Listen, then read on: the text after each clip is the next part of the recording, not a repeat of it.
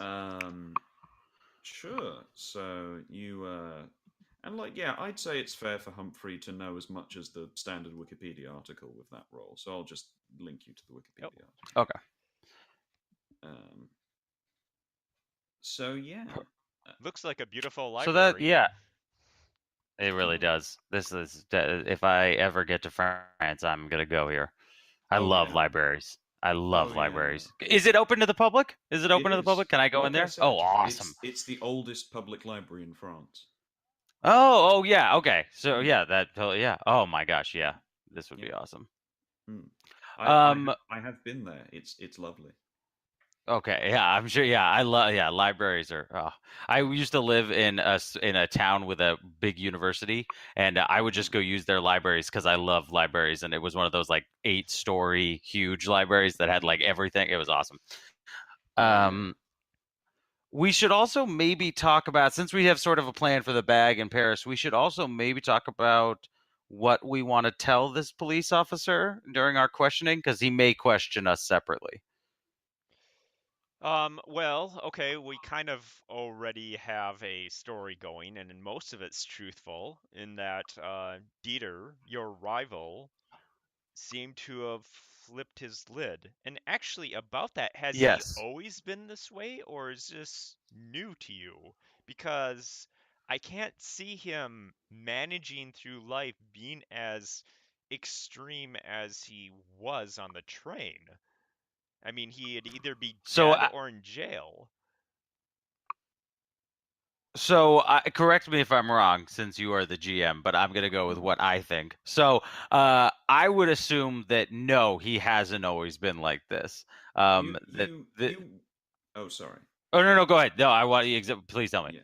You would assume correctly. Dieter before has been like aloof and in fact very condescending in that Continental against the Americas way against you, but he's never been violent. Okay. So yeah, I'll say as much. I'll say, he's made a few cracks about the U.S. and I'm used to that over here. I come over to Europe a lot, and so some people are nice about it, some people aren't. It's just part of the job. But he was always sort of, yeah, he was always a little bit grim and maybe a little bit meaner than the others, but never violent. This is way. That's why when he first attacked Thomas, I didn't.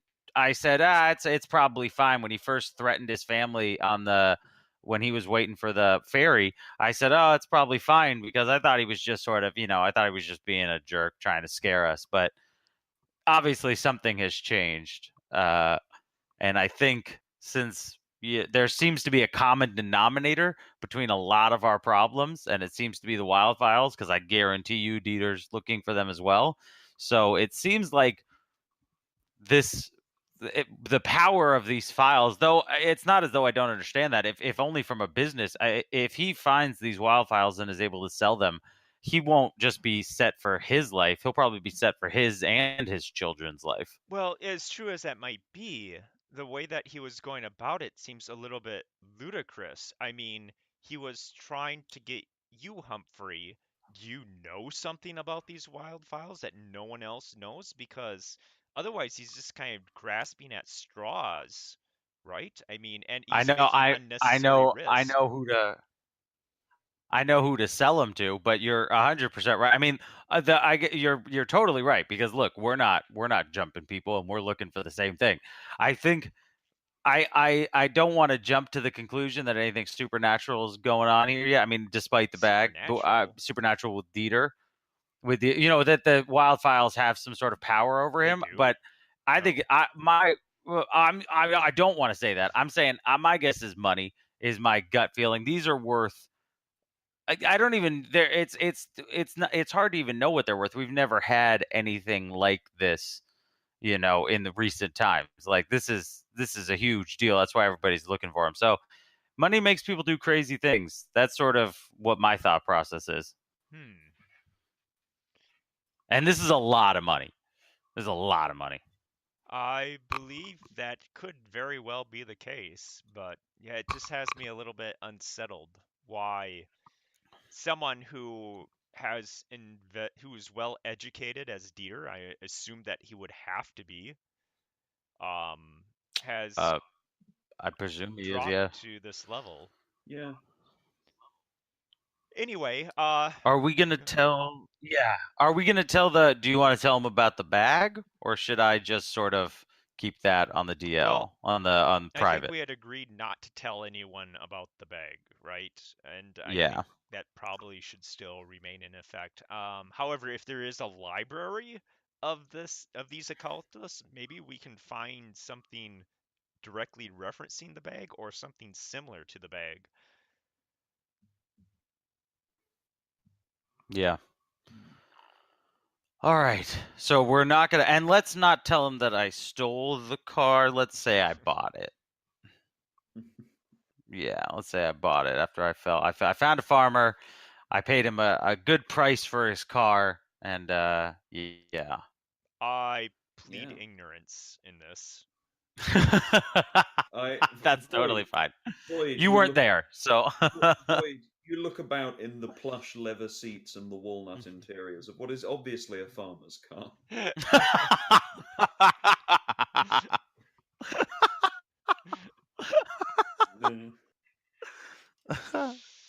All right. Well, given that, I guess we go to Amnion for the night then, right? Yeah. Yeah. Well, You, the police station first, I think, Oh, right? okay. I thought you wanted to do that in the morning, but I'm fine with that now. Oh no, because remember the guy, the police officer came up and asked us to do some questioning, and then Oh. I said we'd follow him. So I Oh, yeah, presumed you're he was right. taking us to the You're police right. station. You're 100% yeah. right. He actually has stayed behind at the train just to kind of question people. So yeah, you're not following any police cars, but like they've told you where the station is in town. And I shall mark it on the map. It is. Hang on. It is this building here. Oh, The square is horrible, but you see where I mean. okay. Let me zoom in. Yeah, it's there. It's on that street, and it's that building. Okay. The text is fairly bad, Yeah. but yeah, it's on Boulevard Paul de Berbe. Boulevard Paul de Berbe. So yeah, they say go to Boulevard Paul de Berbe.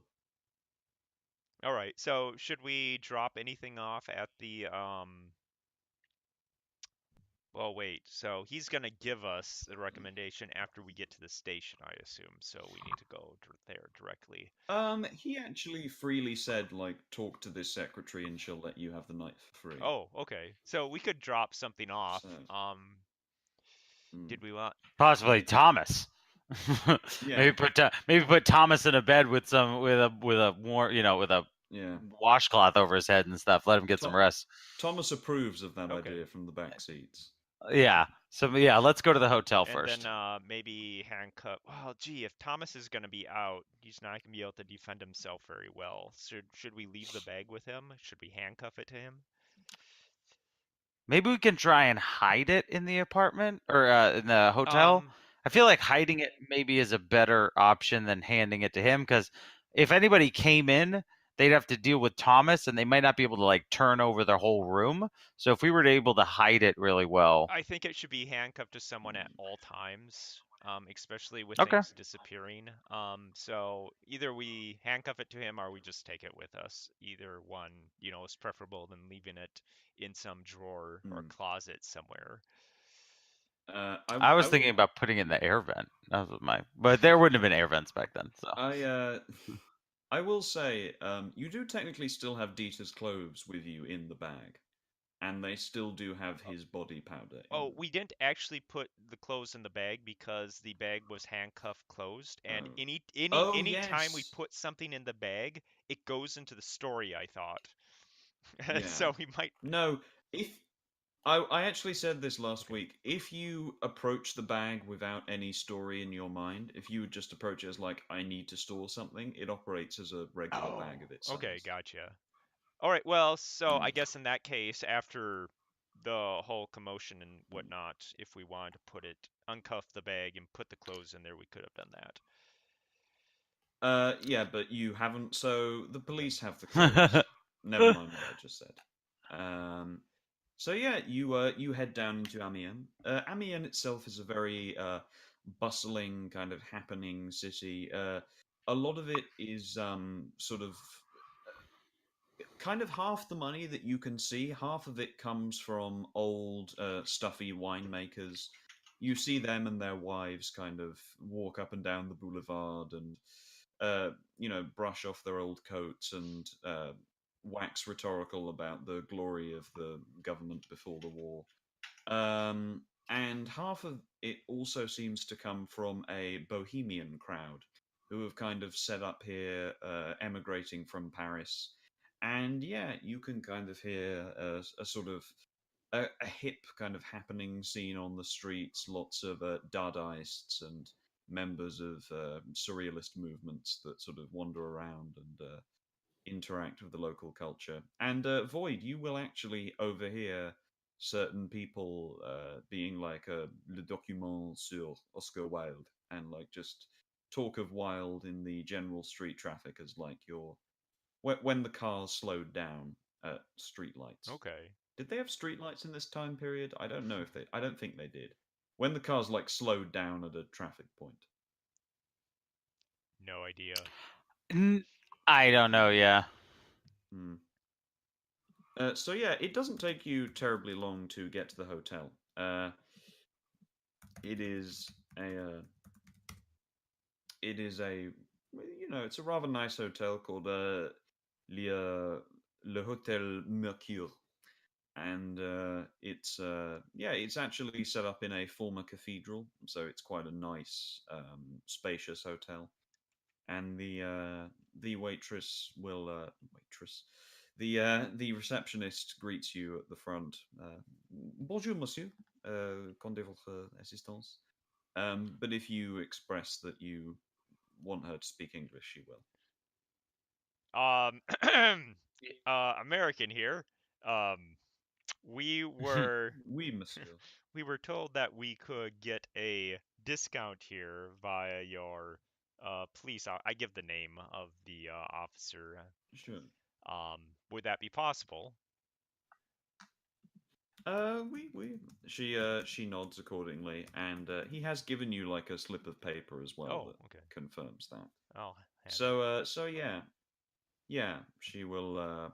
She'll nod and take the paper and say, "We keep aside a special suite for assistance of the police," and she will take you up the stairs and take you round into sort of quite a nice room in what before would have been like the rooms themselves. Humphrey, you can tell with like your literary understanding of French. The rooms themselves are based around the names of the former rooms in the church that they had been. So you're set up in a place that's called Place d'Almes, so like the place of alms, so where the alms would have been conducted before. And Oh, okay. yeah, it's quite a spacious suite. It's got four beds and a bathroom ensuite attached to each. Does this look like a Uh, place we could afford? no, Wait, how much? I look at her. she says it is for assistance of the gendarmes. They are good to us. Oh, okay. Do you want to psychology check that? Yeah, something seems a little bit suspicious. Sure.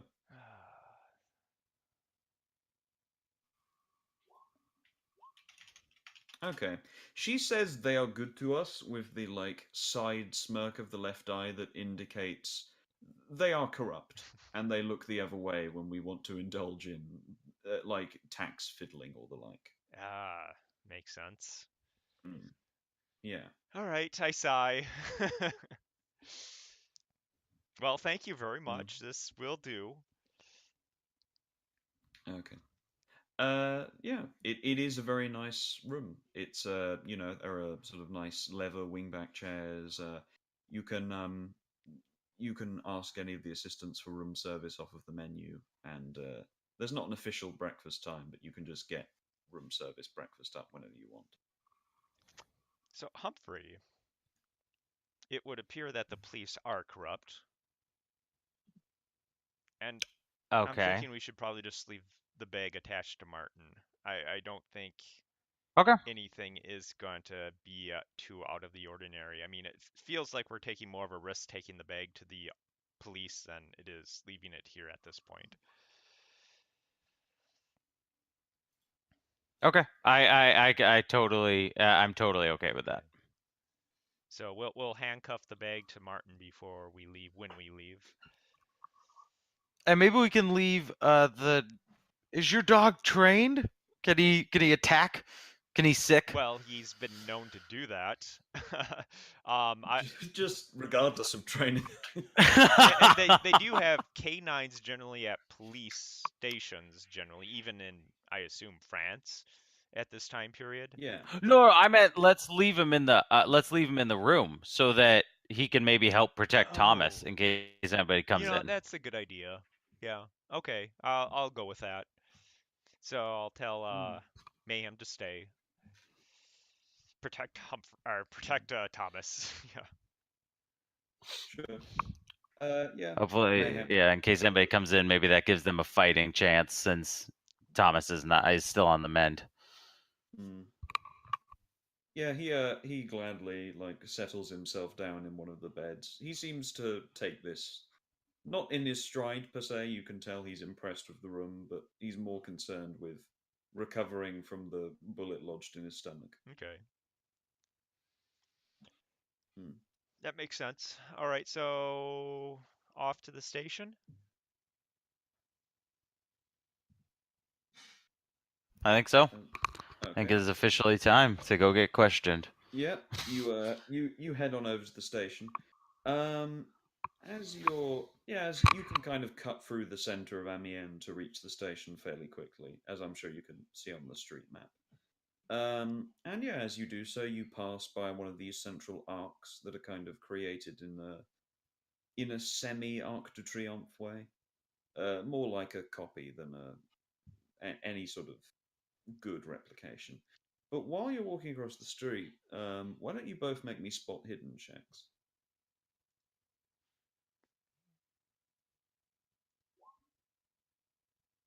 Okay. Void, you across the plaza, you can begin to see what looks like a bunch of people having an argument about something outside a bookshop. There's sort of a bookshop that's around more towards this side of the plaza. Um, and it's sort of a hole in the wall place and seems to be a kind of antiquarian style place, the kind you imagine Humphrey spends his time in. But there's quite a few people gathered around outside that are shoving one package back and forth between them.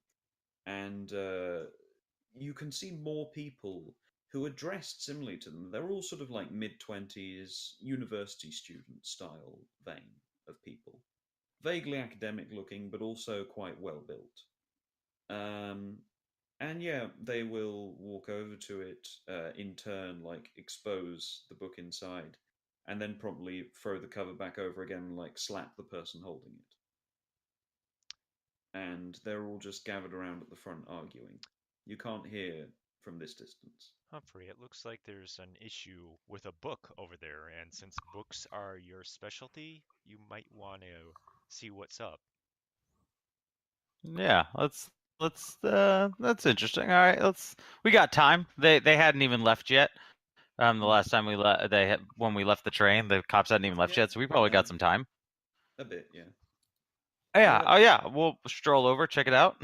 Yeah, you stroll on over, and as you do, you notice that the man holding it is one slightly frail looking man who, Void, you couldn't see from this distance, but now you're closer.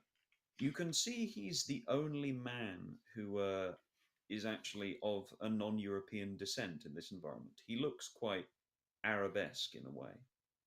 And he's holding something quite close to his chest, and the others are kind of gathered around him, shouting disparaging things at him. Void, with your pigeon French, you can pick up stuff like "you, you idiot, you dickhead. How could you expose us like this?" That kind of thing. Hmm. Let's see. Guys, what's the problem here? Why are you berating this man? American. They spit at the ground. Okay. Get out of here. Roll me an intimidate check.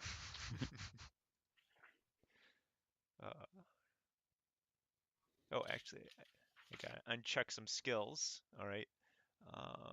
Okay. Intimidate. Hey! Oh! Wow. Someone's Awesome. doing it. Yeah, you gather about like the best trained tracker of men feel you can about yourself, and they just sort of, in that 80s action movie style way, look round the first time, look back again, then look round much more impressed and scared, and promptly scatter off again, including the arabesque man who was being bullied before, who runs, if anything, faster than the others back into the bookshop. Oh, Oh, well, let's go into the bookshop that then. wasn't Yeah. my intention. I look at Humphrey. Yeah, no. Well, we could even go like, well, let's go say we're Yeah. sorry and see if we can't figure out what's going on. Yeah. No, but you were so powerful that you intimidated him as well. Yeah, no, it's you head inside, and the bookshop itself, like Humphrey, you've seen many a bookshop like this before. They tend to spring up in centers of old world commerce where a lot of rich houses that had grand libraries have gone bust, and the books Sure. are passed on down into here. So yeah, there's sort of crates of books lining the sides, and in a way, it's actually quite appropriately enough for the man. You'd expect to see something like it in Tangier or one of the French colonial African cities. It's kind of built back into the wall. It's got candles all along the side. It has quite a separate feel to the rest of the world around it, and you actually having to like head into the wall, which surrounds the plaza to access it, sort of adds to that feel. But yeah, as you look around, you see at the back the arabesque boy like flinging open a door and throwing himself inside, and the quite bored looking uh, woman sitting at the front, who you notice is actually like quite strikingly attractive. I hate to fall into the tabletop RPG stereotype of describing women by their appearances first, but this is the 1920s, and you're both men. And she is very strikingly attractive in that African way. You know, she has a lot of the she's very tall, very confident. She has that air about her of the the princess of the Nile type stereotype. Oh, okay. So sort of Nefertiti like. Yeah, you will. Nefertiti, very very proper and upright, and she nods towards you as you walk in, seemingly paying no attention to the man flinging himself into the back room. Do we want to divide and conquer, or do we want to try and stay together? What does Humphrey want to conquer? Okay, that's not what I meant. That is not what I meant. I meant there's two people we got to talk to now. Do we want?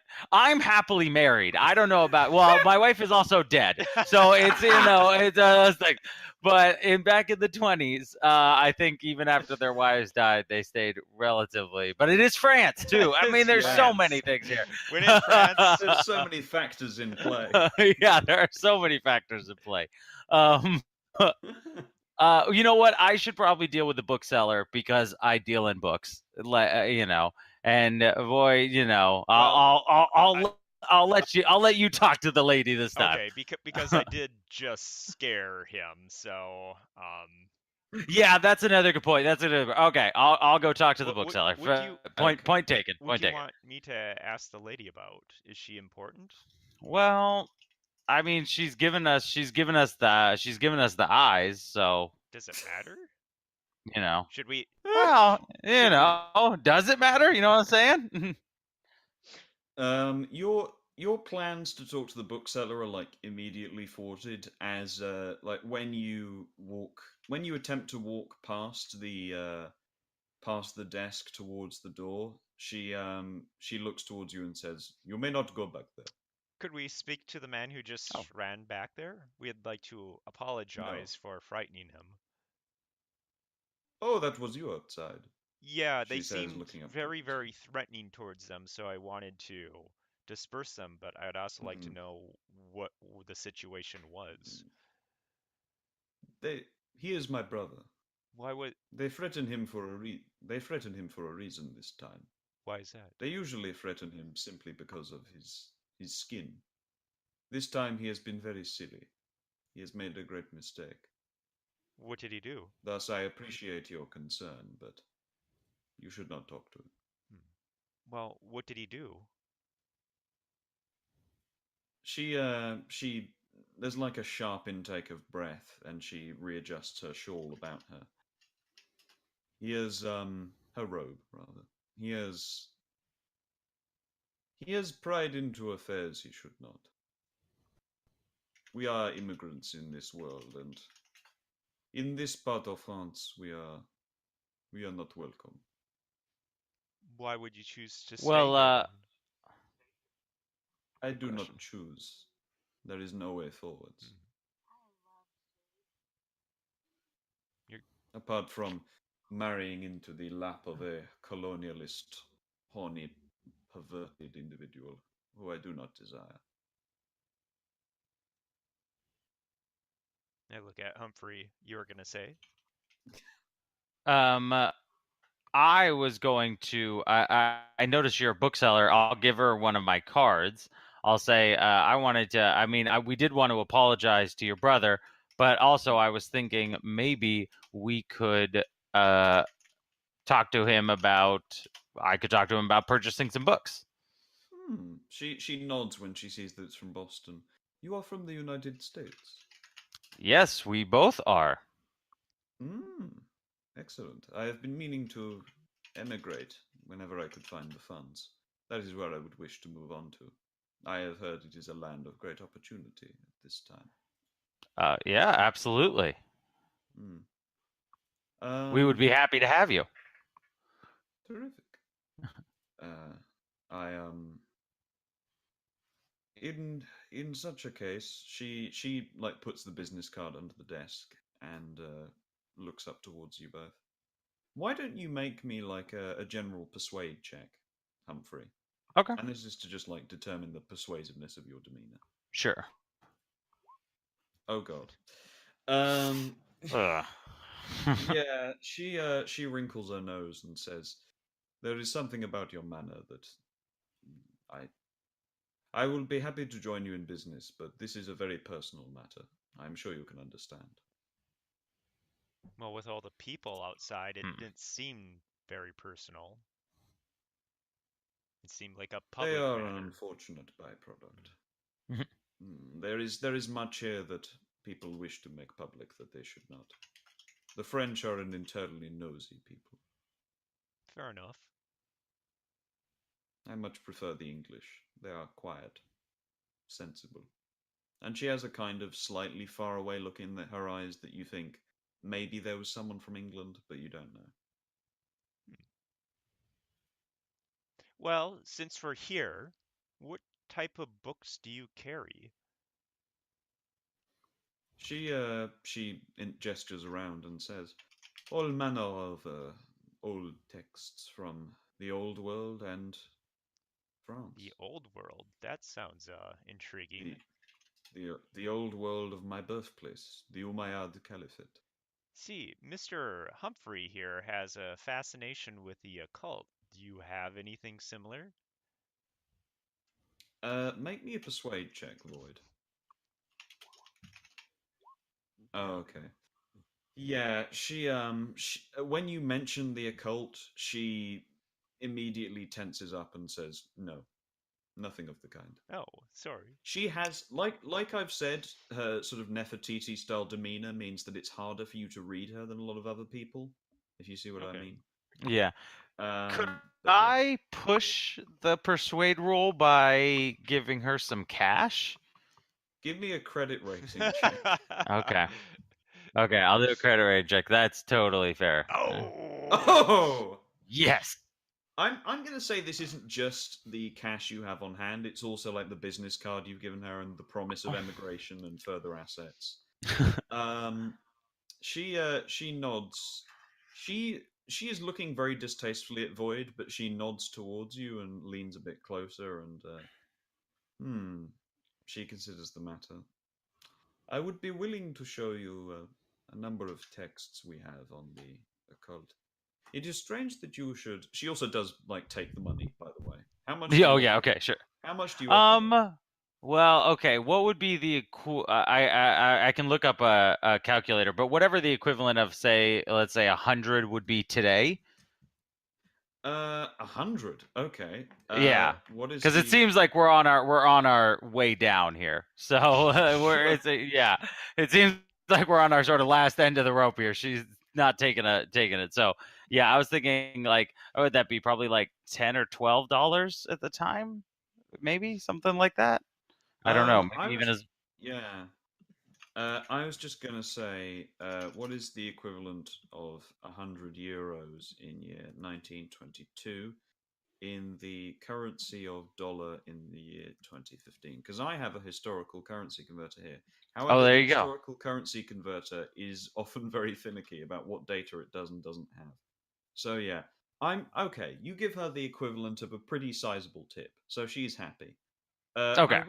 I will say you did the international telegram yesterday. Yeah. So yeah, your assets have recovered enough to allow for that, but like, don't go buying anything else expensive today. No, sure. That's totally Yeah, fine. Yeah. sure. So yeah, she nods accordingly and pockets the tip and says, "It is strange you should come to us with that line of questioning. The matter with which you inquired earlier, the matter which you disrupted, concerns a book of spiritual nature." I had a feeling people don't usually fight over novels. They usually fight over stuff that's a little bit more meaningful, if you will. Hmm. Yeah, she nods at that. The my brother happened to be beloved by the recent Count de Count de Mohesan, who owned a local estate nearby. He um, he had a great interest in books. You can see we own the shop, and he took very well to my brother. Um, they they were colleagues, and they there's a sort of slightly pained expression. Um, as much as I advised him not to, they became closer. Um, in his old age, he had lost his wife, and their they tried to keep it concealed, but as I said, there is nosiness in this part of the world, and people are not understanding. So not only did he have to deal with the understandable issues that arise from that front, he he also came into possession of a number of artifacts that his wife, his ex-wife's daughters, you know what I mean. His daughters believed they should have owned. English is not my strongest language. Um, Accordingly, they have stirred up no end of trouble in the town of Amiens. My brother has been harassed and attacked on multiple occasions. This is the most recent one. He had taken a particular book that he had obtained from the Count's collection outside to seek a buyer, but it was a, how you say, trap? The locals had arranged it. They came and they attacked and harassed him, and, well, Hmm. you disrupted it. Well, I'm sorry about that. He was a good man, the Count, as is my brother, but they were both very foolish. I know enough of the folly of the people of this land. Hmm. You can see that, like, by her age, you'd guess her to be about late 20s, early 30s, but she talks with the kind of gravitas of someone who's much older. Um, would it be possible to see the book that Tell they you, were fighting about? yeah. Tell you what. Given that you've got in there and she's admitted it already, I'll say you have a +10 to this persuade check. Okay. Oh, there we go. Oh god. Ah, come on. Do you have any luck to It spare? I just would've- everything, yeah. With one, how much luck would I have to spend? I'd have to No, spend 30 no. points. That's a lot. Jesus, man. Yeah, that's a lot. Yeah. Yeah. No, she I'll allow you to push this roll if you can think of like any relevant skill. I mean, I guess I would. Yeah, it's hard. I don't know. I guess the one thing I could ask her is be like, it's gonna help us a lot if you can tell us the book. It'll help us a lot more in understanding what's going on. But hang on, I'll look at your yeah. skills. I maybe fast talk. I don't feel this is an incredibly fast. Yeah. I'll actually allow you a history check. Okay. Where's history? There it is. Hey. Oh, terrific. Yeah, it would have had to have been a hard, I must say. So it's good that you rolled a hard. Okay. Just exactly. Mhm. But yeah, you can recall a number of assets about the Count de Montsartre's estate and certain books he might have had, and you get the feeling that this particular book might be called. Hang on. I need to quickly run to a particular site. Yeah, you get the feeling that this book might have been called Le Juan de Carcosa, or The Ruin of Carcosa. Okay. And if the good news is if we don't get it immediately, we can maybe find a copy or a translation in Paris. the library in Paris. Yeah. So what I'm saying is, if you unveil the fact that you think you know the book's title to her, you'll succeed. Oh, okay. Yeah. So I'll say, does it happen to be the Ruin of Carcosa? But I'll say it in French, obviously. Yeah, La Ruine de Carcosa. The thing I hate most about French, I'm learning it at the moment, but I hate the fact that everything has a gender. Like, I just remembered earlier on that technically I said it was Le Bibliothèque, and that's wrong because libraries are feminine. For some reason. Kind of like. Yeah, Spanish is the same way. Kind of Spanish like is the same German way. as well. Oh yeah, kind of like most languages. Yeah, right. It's just English. We're like, no. So yeah, she at that will kind of nod gravely towards you and say, "I trust you enough to speak to him. I would ask your friend to remain out here." Yeah, sure. I just Okay. nod. I've been remaining quiet because I know she has something against me. So. And maybe, and I'll say as I'm sort of walking past him, I'll say quietly, like, hey, maybe you can keep an eye out in case those guys come back. They won't be back. I scared him. Don't worry. They're gone. So gone, Daddy, gone. So yeah, for some reason, as I was preparing for this adventure, like this mystery science theater riff just kept getting stuck in my head, which was Mel Torme and his jazz Nazis swing into action. But yeah, so you head round to the back room. She actually does accompany you as well, with like a side glance and a rejoinder to Void of touch nothing. And yeah, she accompanies you, Humphrey, back into the sort of living quarters that they have. You notice instinctively that like their living quarters appear to basically be just one room. And it is the same storage room that they keep the accounts and everything else. That's where their kitchen is, it's where their bedroom is. It's where unfortunately where their toilet is as well, just in the corner. Oh, okay. So this is, I mean, it technically has a little partition around it, but you know, it's It's third world accommodation in France, which you're not very used to seeing. Got it. Okay. So she takes you back in, and he's kind of like curled up on the bed, clutching the book, and he instinctively tries to scrabble away when he sees you, but she um, walks over and speaks to him in something I'd say you do have enough education to identify as Arabic, even if you don't speak it. I don't think you speak Arabic at any rate. I don't. Okay. I speak Greek and So- Latin. Okay, yeah, they're not Greek. So yeah, she calms him down in Arabic, and he nods eventually and sits up and says, "Mr. Klein, Yes. what what do you want?" Uh, well, I would our Reese, we've been looking for a certain artifact, and um, the name Carcosa has come up a few times in our search, and so I was wondering if you could tell us what you know about the book, and possibly if I could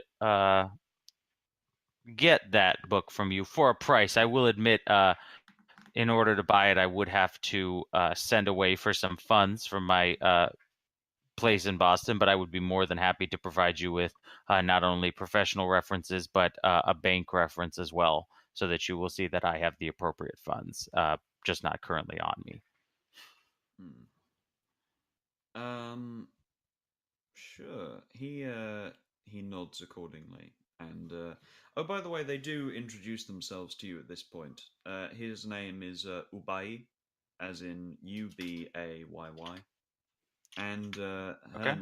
her name is Tafsi, so Tafsi. Okay. Um. And what is the name of the? Did I happen to catch the name of their store? Oh yeah, the store itself is called um yeah, Le Jardin d'Arabe, so the Garden of Araby. Okay. And yeah, they And of course, I could also actually what would I roll? I guess this is probably just a straight luck roll to see if I maybe have any people, any past clients that are in the government. of which government?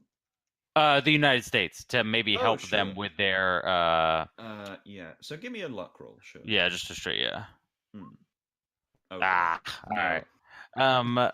Okay, I'll say I don't have any. I say I don't have any direct connections in the government, but I am well known in Boston, and I have plenty of personal references, and I feel that my reference, if you were applying to come to the United States, would be worthwhile. I could Yeah. help there as well. Yeah, at this time in history, immigration, like 7 years from now, it's about to be locked down completely tight. At this point, basically, if you have a reference from a US citizen, you're good. So, Oh, okay. Yeah, and okay, so I'll say I would be more than happy to provide you with a reference for immigration for the United States, since it does seem that this is not a very safe place for you to stay. okay, they nod accordingly, and he says, I have heard much of Boston. I have actually heard of you before, Mr. Klein. Your business is an interesting one. Yeah, it's aren't all book traders a tad interesting? It's an interesting field of work. He nods, and yeah, the more you mention books, the more he warms to you and seems to like open up. At that, Oh, he will take out the book and open it up and expose it to you. And yeah, it is La Ruine de Carcos, the ruin of Carcosa, and on the front, it appears to it has this strange quality where the pages are faded brown and yellow in that way that ancient manuscripts are. oh, But okay, I see. But there's something about them that catches your eye in the way that you can't tell if that's the pattern of aging or whether that's their original color. Oh, okay. And yeah, it seems to depict a large yellow sea surrounded by rocky hillsides, on top of which is this very tall spiraling tower with strange jutting protrusions. in the kind of medieval way of where you know the art of like medieval manuscripts that monks would draw when they were bored. It's that. Okay. Um,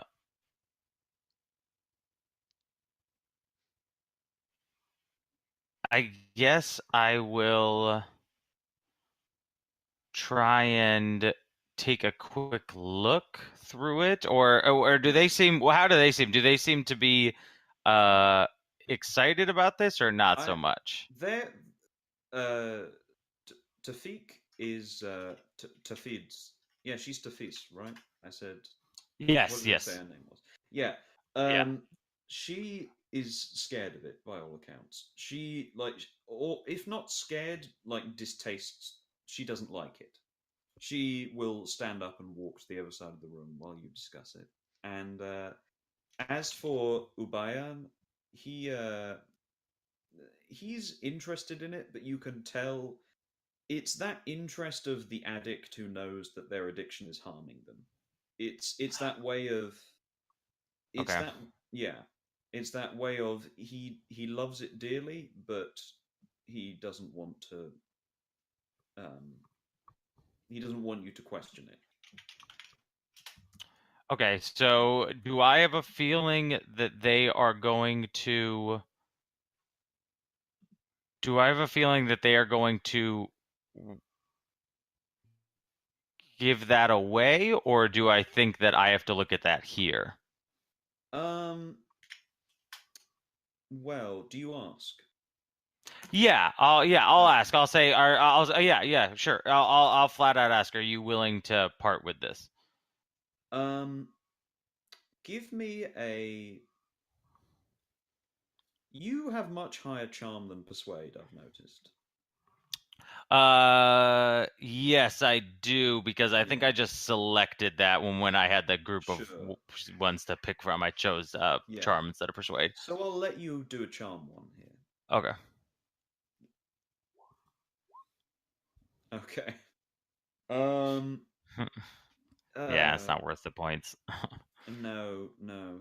But you know what? I will let you push it if you want. Yeah, I will. Yeah. So if I presume I'll sort of see them sort of like not really seeming like they want to go away with it, and I will say, Mm.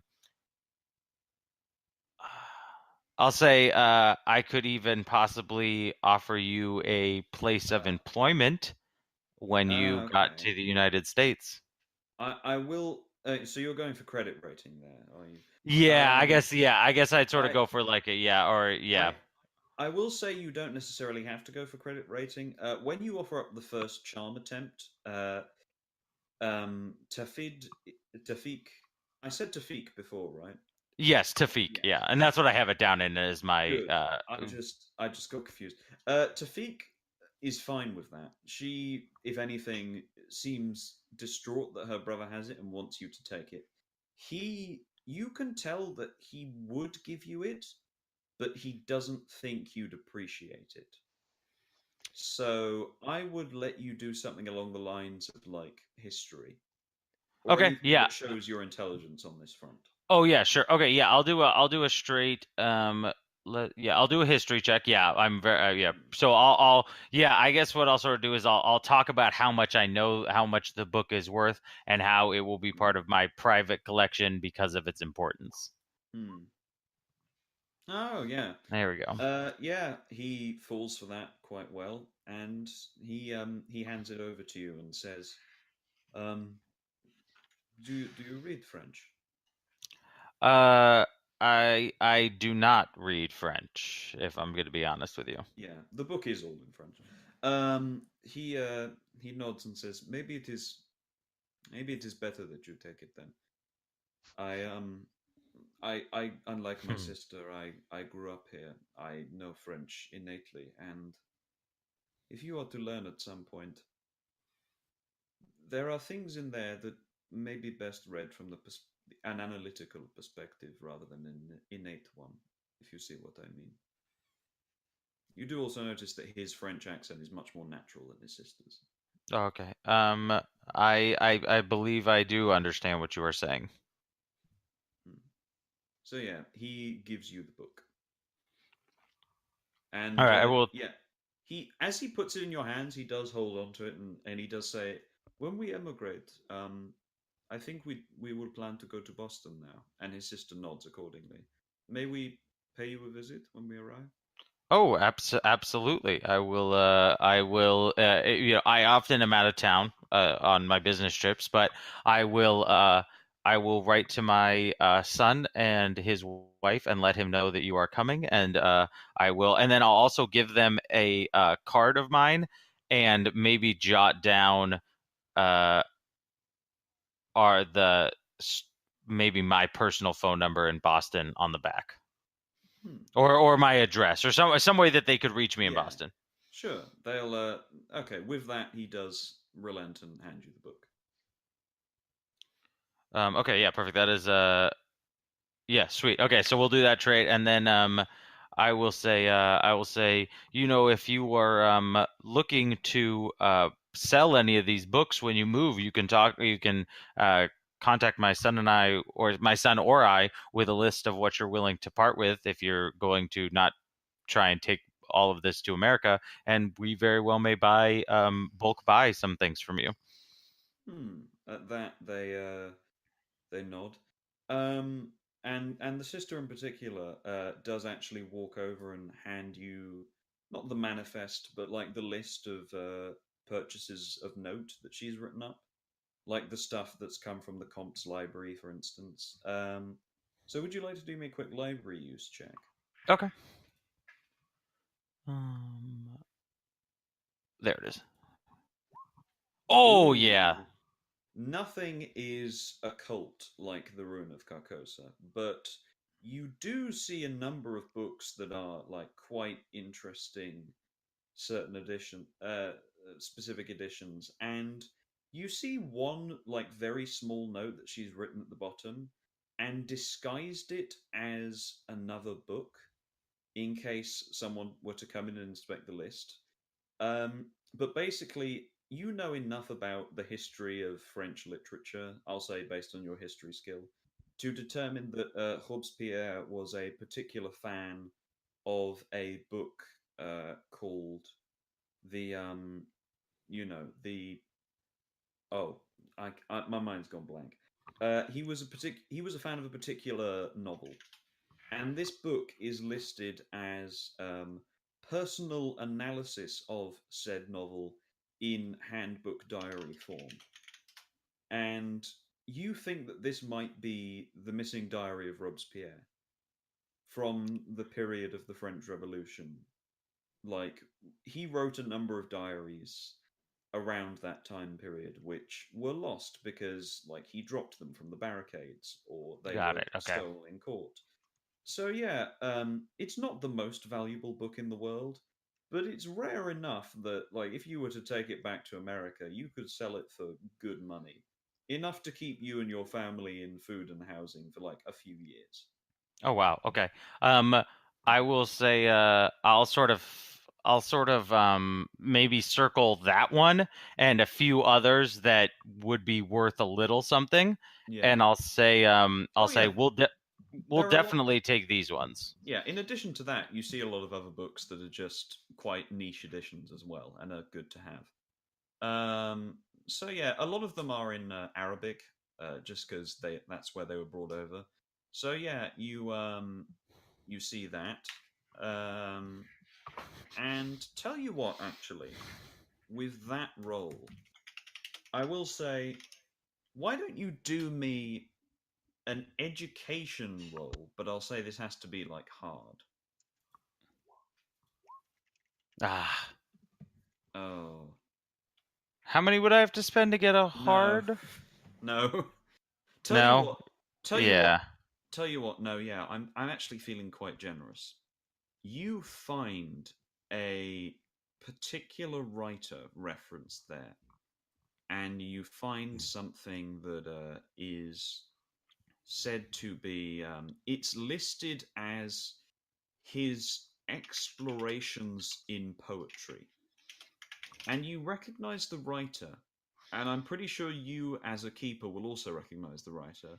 because it's a man named Abdul Al-Hazred. Okay. All right. Yeah.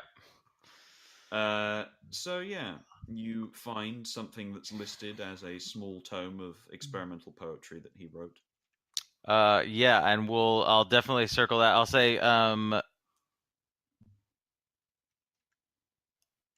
yes, I would also like to take this one, and I'll definitely take the diary. I'll say I can. How long in that time would it take for funds to transfer from a bank in Boston to a bank in France?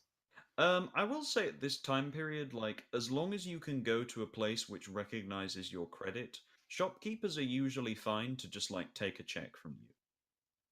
Okay. So if you can like, if you can just like, if she can go to a local bank at Amiens and Humphrey Klein's business can be recognized, which you're fairly sure that it will be, given that this seems a substantial enough town to have records of most American businesses.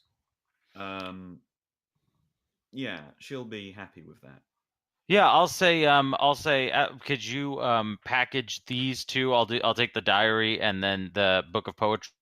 I'll say could you package these up? I understand that you may want to go to a bank to check my status before you give them to me and to accept a check.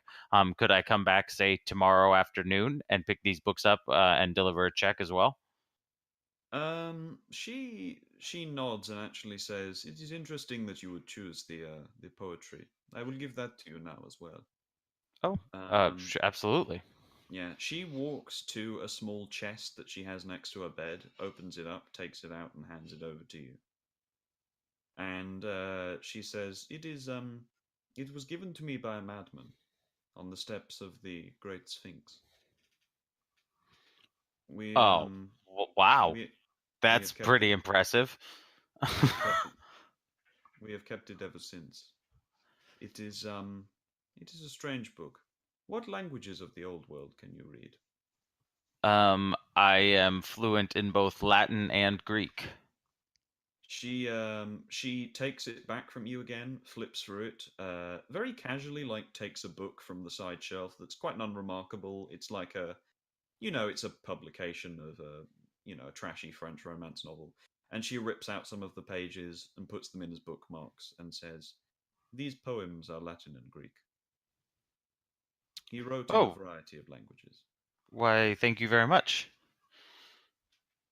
I will be back tomorrow to collect the diary and present you with a check. Please, I'll also write down for her the hotel that we're staying at, and I'll say, please, if you could, or actually, I'll just ask right now, what price would you like for all of these? She considers the matter and says, "Given your support to us already, I will say $90. Um, is that a good? Okay. I guess I can roll a praise to see if that's a good deal or not. Yeah. Okay. Let me see if that's a good deal or not. Okay. It's a little extortionate. You can tell that like 82 or 81 would be a better amount. Okay. Can I? I'll say. I am getting you into the United States. How about 75? What should I 80. roll for that? Oh, okay. All right. All right. You know what? I'll take 80. I'll do a deal at 80. Okay. She shakes your hand at that. Yeah. She's got quite the business acumen on her. Yeah. Yeah. Sure. That was But awesome. yeah. Yeah, she hands you the diary again, and also she says, you wish for these books, and there are a lot of first editions of quite a few Arabic philosophers, and actually the Rubaiyat by Omar Khayyam in not in first edition, obviously, because that dates back to like the 7th century, Yeah. but but a printing which you know to be of like very good quality, and in the original Arabic as well. Like the Rubaiyat kind of became famous when a British writer went over and did an English translation, which is beautiful but colonialist in a way, if you know what I mean. Sure. Yeah. It's very like the glimmering moon of the night and such. So yeah, original Ruby Ayats are good value. So yeah, she says you may return for them tomorrow. Thank you, thank you. We do have an appointment later this afternoon. I'm glad we could clear up this misunderstanding here. Okay. Yeah. So do you uh, I'm sure you're experienced enough in Call of Cthulhu to know you should add the book by Abdal Azrad to your Yes, I'm going sheet to list. add both that and the book of poetry, and then also the Carcosa book as well to my assets. Or isn't there Alright. isn't there on this sheet and actually a book section? Yeah, there's a tome, Yeah. spells, and artifacts. I'll put it in there. I mean, you Yeah. have no idea if either of these have spells in them. You don't know what spells are. You don't know Yeah, the no, I differences. meant Yeah. yeah, it also says I tomes and yeah. artifact. Okay. I just Cool. I know for you just saying for sheet purposes. So Yes. yeah. While this has been going on, Void, you are just sort of browsing around. Do you want to actually look for any books, or are you just sort of minding the Well, shop? I assume that most of these books are in French or some language that I can't That understand, would be a or Arabic, or yeah. So that would be a Arabic. However, if something stands out as being English that I can read, or even say an English to French Hmm. dictionary or something that might be useful. Yeah, you do find an English to French All dictionary. right, well, instead of pulling it out, I'll wait for her to come back and say, I'll point at it, gesture, because she gave me kind of that stern look, like, don't touch anything, so. Okay. Yeah. Sure. You walk around. As you're surveying the business, a man walks in and notably like a lot of people have been giving the shop a wide berth. You can kind of tell just looking around that it hasn't had a great deal of business in recent days. So for this man to just sort of swoop in, and people do actually give you side eye looks as they walk past the shop. Um, but this man just sort of swoops in, and he's wearing quite a, you know, it's late autumn, mid to late autumn, so it's quite chilly on the street. So for him to be wearing a large overcoat isn't terribly suspicious, but he just has a very instinctively not incredibly trustworthy demeanor about him. And he walks over to the other side and begins rummaging hastily through the crate of books. Um, Customer! I, I shut Okay. out. There is no answer from the back room. They're still negotiating. Um, Awesome. The man does not respond to you. uh, okay. Can I tell what if he pulls something out of this crate, I want to be able to kind of see what it is, even though I'm pretty sure I won't Yeah, be able you to read can. it, so I want to get kind of into a Yeah, position that I can see. yeah. You can position yourself. He's sort of just flicking through the various books at the moment. You know, they're all arranged like on their spines in the crates. So he's just kind of flicking one at a time, clearly throwing his eyes down the spine as he does so. And yeah, you see him eventually stop and focus on something, and then kind of wrench it out of the crate and begin flicking through it. And you can see that it's what appears to be a in the Renaissance style of anatomical depictions. Sure. It seems to be that, but in Arabic. So you have no clue what any of these words are. They're strange lines to you. Note down the color of the book or how thick it is. um, it's paper colored. Well, is it been like yellowed over a period of years, or is it Yeah, fairly it's new? it's slightly it's slightly yellowed. Yeah. You also do note that it's from a section that is labeled in French, and your pidgin French gives you enough knowledge to know that it's labeled like medical. Oh, a medical book. Yeah. Okay. All right. Um, I'm kind of waiting for someone to come out of the back, but if they don't come, maybe they just don't care. But did he yeah. make a bit of a mess by throwing out books, or? Yeah, some of them he has just thrown up over his shoulder onto the like the other aisle. And yeah, as he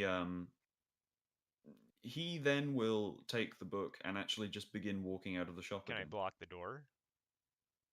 Yeah, quite easily. No. He's not moving terribly quickly. He's quite a fat man. Yeah, as you stop him, he looks up towards you, and there's this concentrated malice in this small man's eyes, like his cheeks are quivering wildly, and he launches off in this tirade of incredibly aggressive French, in which you identify the words like shit, fuck, move, arse, mother whore, that kind of thing. I don't move. I stand blocking the door. It's like, you gotta pay for that, sir. Um, okay, he doesn't seem to speak English. Okay. He does speak the language of fist, which he is going to attempt to punch you in the stomach. And he actually, yeah, he succeeds on that one. Okay. Just barely. So he's going to deal. Can I try and dodge? Oh, you can. Sorry, do your dodge or do your parry. Let's see. What is my parry? Your parry is just fighting brawl. Oh. Well, try that. Yeah. Nope. Okay. Oh. Oh, but one. spend Yes, I will one? spend a luck point. Yeah. Okay. You block him. And that seems to annoy him enough that he staggers back into the shop and will actually begin throwing books towards you from the crates. I'm going to say he gets enough of a go on you that enough of a like stagger back that he can throw one before you close the gap. Okay. So I'm just going to roll his throw now. His throw, oh, he rolled very low, so he succeeds. So unfortunately, you do get a book to the face. Do you want to try and parry it again or dodge? Yeah, I'll try and parry it. It only Okay. makes sense. All right. Oh, yeah, you swatted out of the way with your meaty soldier hands. It's like, no, enough of Uh, that, and I come at him. Okay. What do you want to do? Well, gee, I mean, very little that I can do other than try to fight him to put him down to make him stop behaving so aggressively. So Sure. Do you want to just smack him across the face? yeah, that might knock Okay. some sense into him, and not. Oh, So fighting brawl. right. Oh yeah. He's going to roll dodge. Oh, he fails miserably, and yeah, you smack him good. Roll a d3 plus a d4. Okay. Let's see, do I have that? No, I don't. Oh wait, yeah, no, you have weapons, don't you? So you'll have unarmed there. Yeah. So I can just roll the So just unarmed. click that. Okay. Well, yeah. Yeah. Well, actually, I wonder if I just roll that, if that's gonna roll correctly. So let me try it and see what happens. Oh, no, that's not what I wanted. Okay, but the damage is Oh, there. the gotcha. Yeah.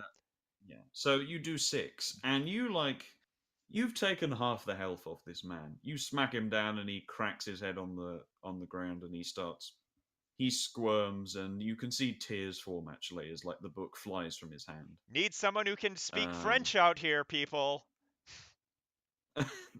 They're still negotiating. There is no response from the back You know room. what? I'm gonna pick him up and drag him to the back room then. Okay, you pick him up by the scruff and drag him back. And okay, Humphrey, just as you finished talking up shop and looking through the records and you've settled into some nice discussion about the local area, the door is suddenly flung wide open and Void is standing there with dragging a man by the collar. Who has a- Hey. Hmm. Hey, bud. Customer. And I throw him onto the ground there. Yeah. Tafik seems to not be terribly surprised. She picks him up, slaps him, actually kicks him in the nuts, and drags him to the front of the shop again and kicks him out. And he sort of Did she take the book, Mm. or does he still have the book with him? No, he threw the book onto the Oh, floor, okay. like I said, when you hit him. So it's still there.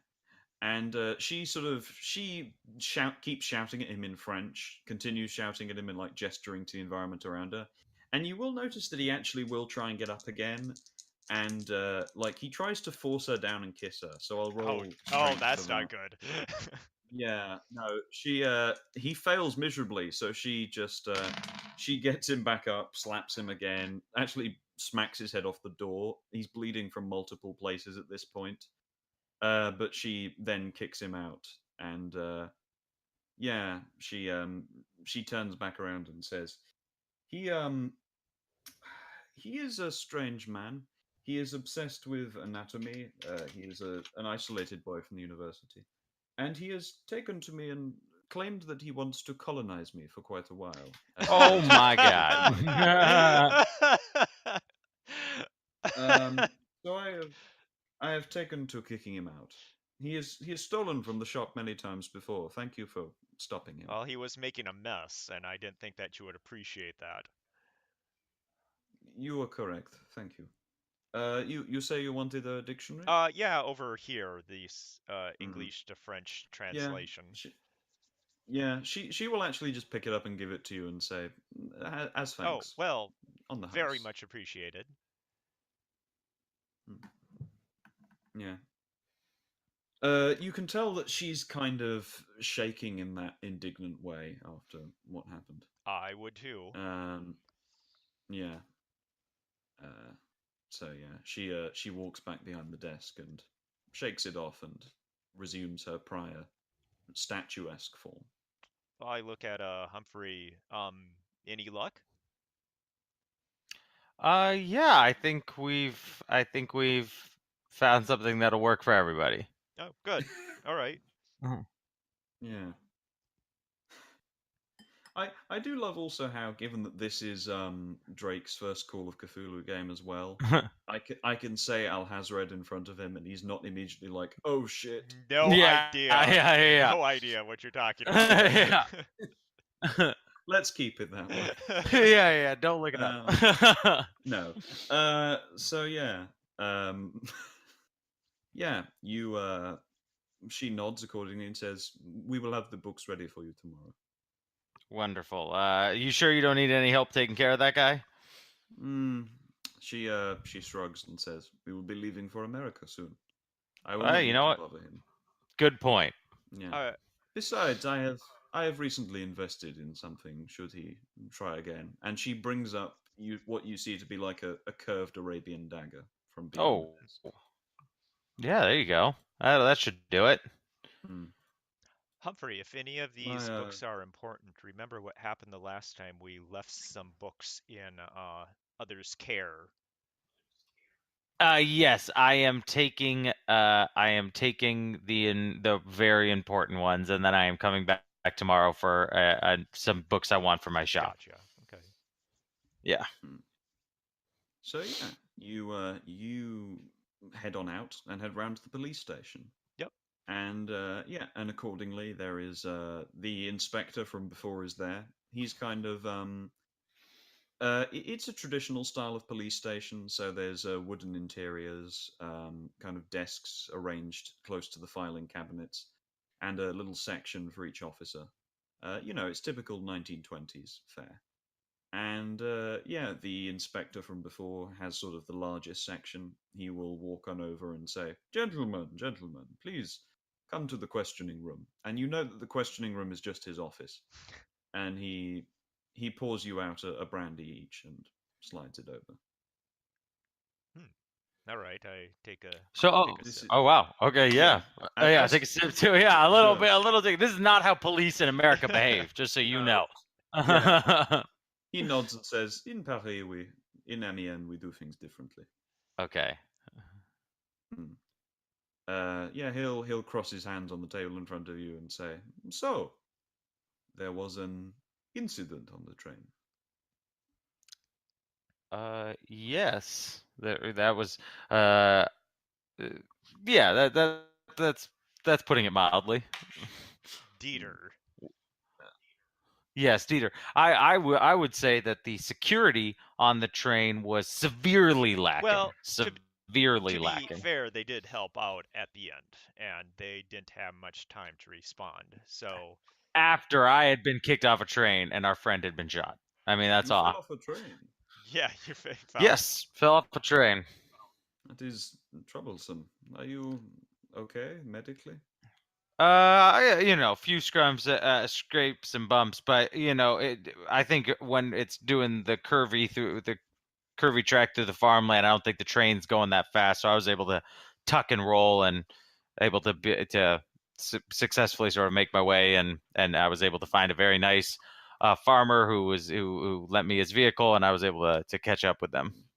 Good, good. Lend? Earlier you said bought. Yeah, bought. Yeah, originally we were talking about lending, but then he drove me a little ways. He was going too slow. I ended up just buying it from him.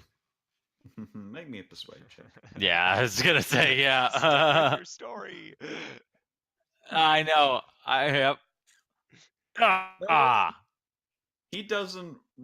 He actually will kind of give you the subtle nose pat.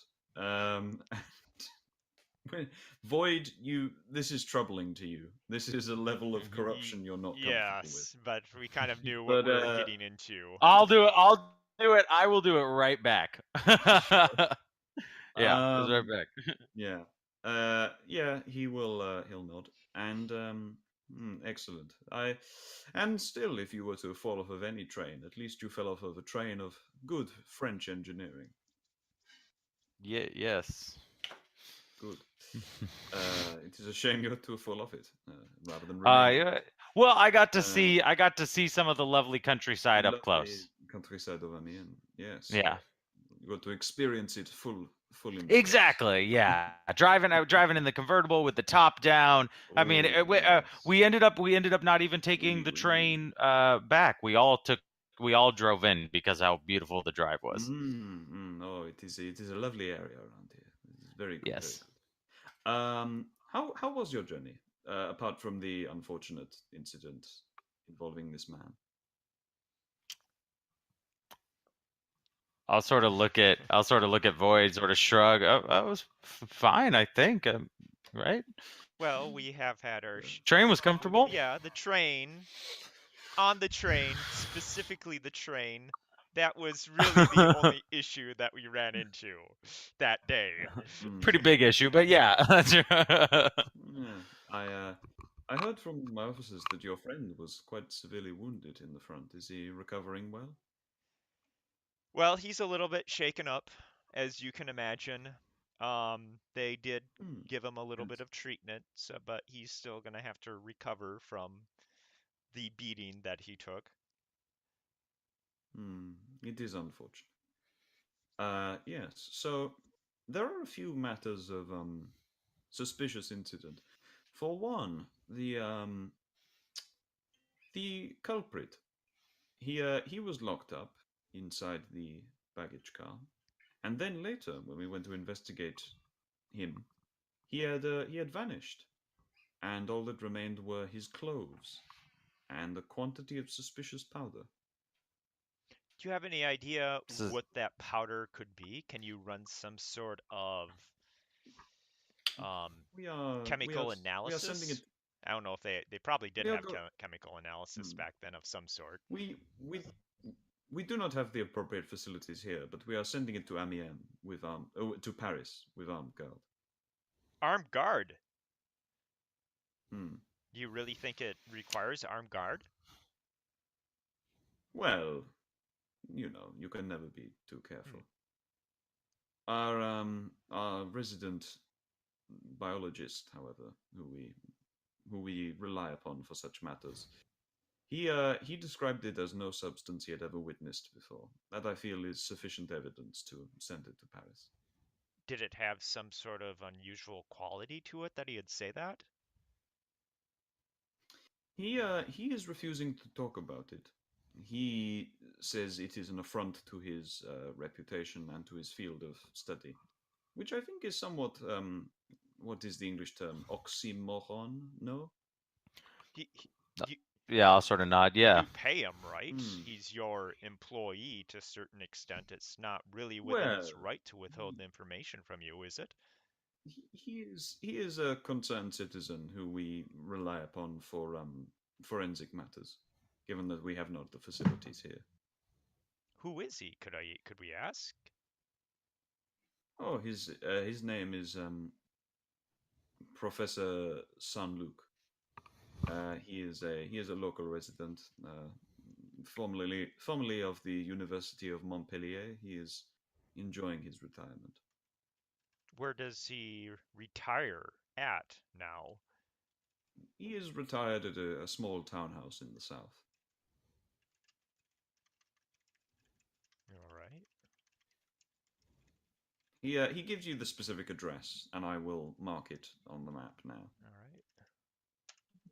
Let's see. Okay, I wasn't looking at the map. Let me bring that up. The gray square is his townhouse. Okay, I gotta zoom out because I'm not seeing it. Oh, there The it gray is. square down. Okay. Yeah. Well, that would probably be a good place to inquire about the powder to get a head start. Yeah.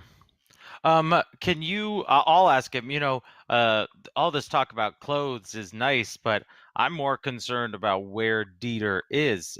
He attacked us, so the fact that he's no longer in your custody means he could be out there somewhere and attack us again. He jumped my friend on a train. He jumped off the top of a train onto my friend. He obviously has no care or concern for his own life, and is just hell bent on taking us out. So where do we have any ideas of where he is, or could you at least keep us updated so we might have an idea just so we can stay safe? We are talking about a man who, as far as conventional policing is concerned, has turned into powder inside a jail cell. It is hard to keep track of such a man, assuming that the powder is not him. If the powder is him, we have him under very watchful guard. I would venture to say that he's much more likely to be an escape artist than he is to be powder at this point. Oh, maybe the powder is something that helps him slip out of the bars. Maybe he like coated himself in powder and like got naked and slid through the his bars. clothes were too dense to Well- withstand going Well, through the the bars. clothes probably You know had what? too much friction, so whenever you get naked and you Yeah. slather yourself up with something, that makes you more able to I'm- sneak through the bars. So If- if he was if- double Yeah. jointed, And you're thinner. And you're If- thinner without clothes on. Mm. You're even If- thinner without clothes on. Yeah. If we find a crazed Belgian antiquarian running through the forests of Paris naked, the forests of France naked, screaming, we will let you know. I'll say I'll sort of back off. I'll say I apologize. I'm not trying to insinuate you're not doing your job. I'm just fearful for our own lives, as you can, I'm sure, understand. He nods and says, "Do you own a gun?" I do own a weapon. I travel frequently, and not everywhere is everybody so happy with Americans, if you catch my drift. No, many people here are not. I would advise you carry a gun then, and just remain vigilant. I am afraid that there is little we can do against greased escape artists.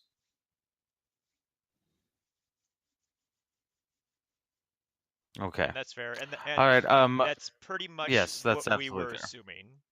However, just to wrap things up then, we were told that we could inspect some of the Dieter's belongings that he took onto the train. Would we be able to look at those by any chance, or should we come back tomorrow? Roll me a persuade check, either of you. Either of us or both of us? I will also allow charm. But yeah, either of you. Yeah, so you Or both of you, Yeah. actually. Okay, so I'll do charm. That's a little bit. oh no, and I gotta rely on my 10 persuade.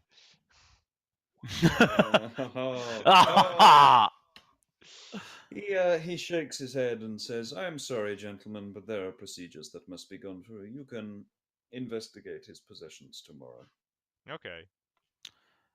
Well, we do. I actually, in your wonderful town, I found a quite a reputable bookseller, and I'm gonna go pick up some books tomorrow. So we have to stay in town, anyways. So that works out. No. Yes. Who is this bookseller? Oh no. I guess I'll tell him. I'm just curious because, of course, we have many magnificent bookshops in Aniene. We are blessed in this part of the world. Oh, do you? I only saw one on our walk over here. And then I'll just sort of quickly name that one, the Garden of Arabic. I'll say, do you have a? Is there a place where I could Oh find a yes, list of no, all of no, your booksellers? no. That place is a shithole. Run by a prude who will not respect a good penis when it arrives at her. You no, you must go to the and then he gives you a list of other bookshops that are around Oh, town. okay. I'll say thank you so much. I will admit I didn't find much in the garden, so No, many thank men you. have attempted to go to her garden, but she has been most unyielding.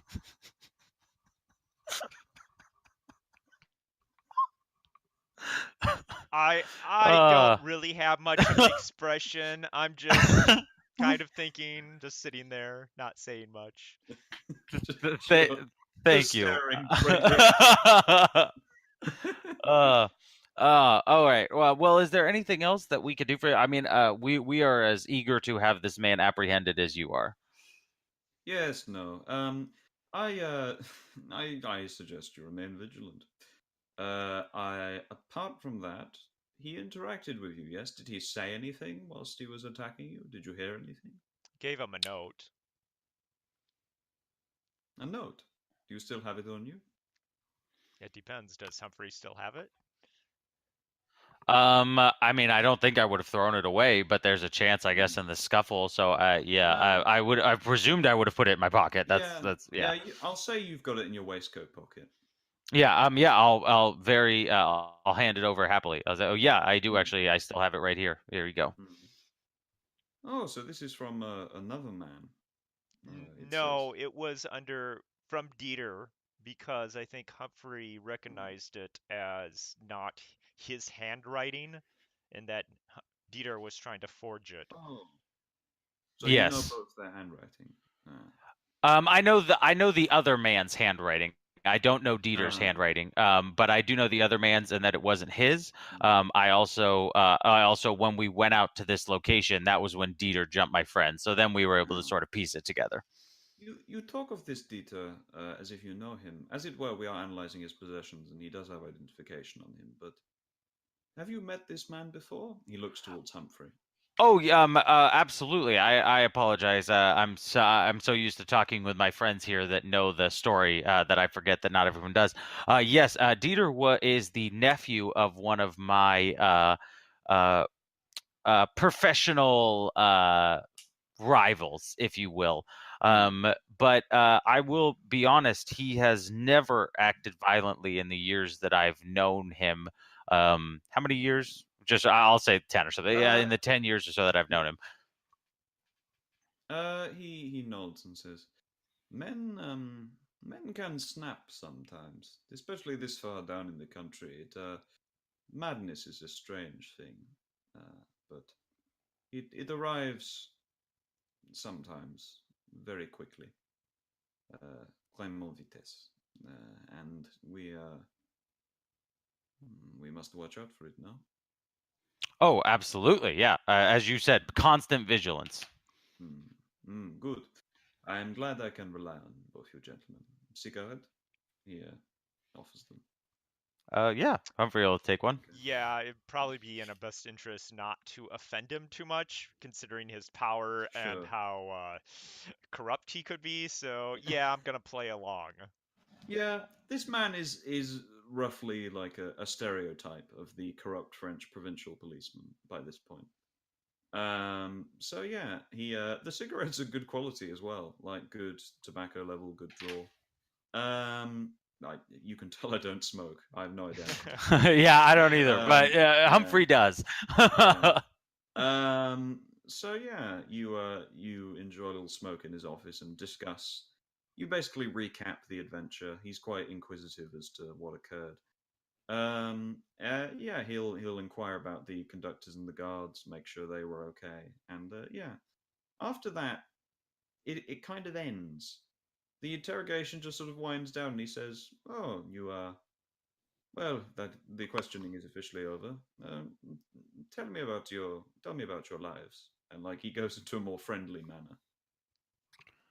But you're technically free to leave. It's just the kind of thing where he's actually just chatting with you at this point. I'll tell him that I'm a bounty hunter and that I generally work with the police to track down known fugitives and criminals and people who have warrants on them to bring them to justice. And a few of the exploits I'm sure I can go into. Sure. And Yeah, yes, I'll say, and as I already mentioned, I am a bookseller, and we that's why I travel around, and we just hitched up together. You know, we're going to the same place. So I'm just out of character. I'm a little bit wary to tell him about the Wild Files. So I'm just gonna say that we hitched up, and Sure. you know, yeah. Yes, a bookseller. There's all sorts of furor in Paris about books at the moment. Yes, about the Wild Files. Personally, that's a little too. I think I've had my fill of adventures for this trip, but and it's also when you think about ultimately the what it's worth economically. I'm likely not going to find them, and so the time and money I would have to spend searching for them would probably to end up fruitless is just not really worth it. I'd much rather go to a place in Paris that where I know I can get a good deal and then sell that on in America for a profit. Of course. Time. You are a man who knows the value of time. I like that. Too many men in this part of the world, they are very willing to throw their time away as if it is nothing, but are so careful with their money. I say it is worth spending to save time. I could not agree more. Speaking of time, however, our buddy Thomas is alone in his hotel room recovering. We should probably go check on him. Of course, of course. Here that will begin waving you out and say, I actually have a meeting in a few minutes anyway. Okay, It was wonderful. good meeting you. It was looks very good like meeting. Yes. the people here should be very confident in their security that you provide. Of course, it is. Yes, if pleasure. you had been on the train, I think everything would have been fine. Yeah, he sort of puffs himself out a bit and says, "Oh, of course, of course," and yeah, he'll then kind of brush you away in effect, but politely. And so yeah, you find yourself back out on the street again. All right, so do you want to try and hit up this Professor San Luc? Yeah. What time is it? By this point, it's around about like 6:30, 7 in the evening. It's getting towards like dinner time for most people. So you should be home. Yeah. Did he give us the address of his home or the address of the school? The home. He's retired. Oh, the home. Oh, okay. Oh, yeah. Okay. He was described as a professor at Montpellier, which you know to be a medical university that's like way down in the south. It's actually built into a mountain. It's really cool. But yeah, anyway. Oh wow, that's cool. Yeah. But yeah. So then, yeah, absolutely, Void. Let's do that. Would we mind if we take a quick break right now? Is this a good time for that? Yeah. Okay. Wonderful. 15 minutes. Okay. So yeah, 15 minutes again. Okay. Awesome. Sure. Terrific.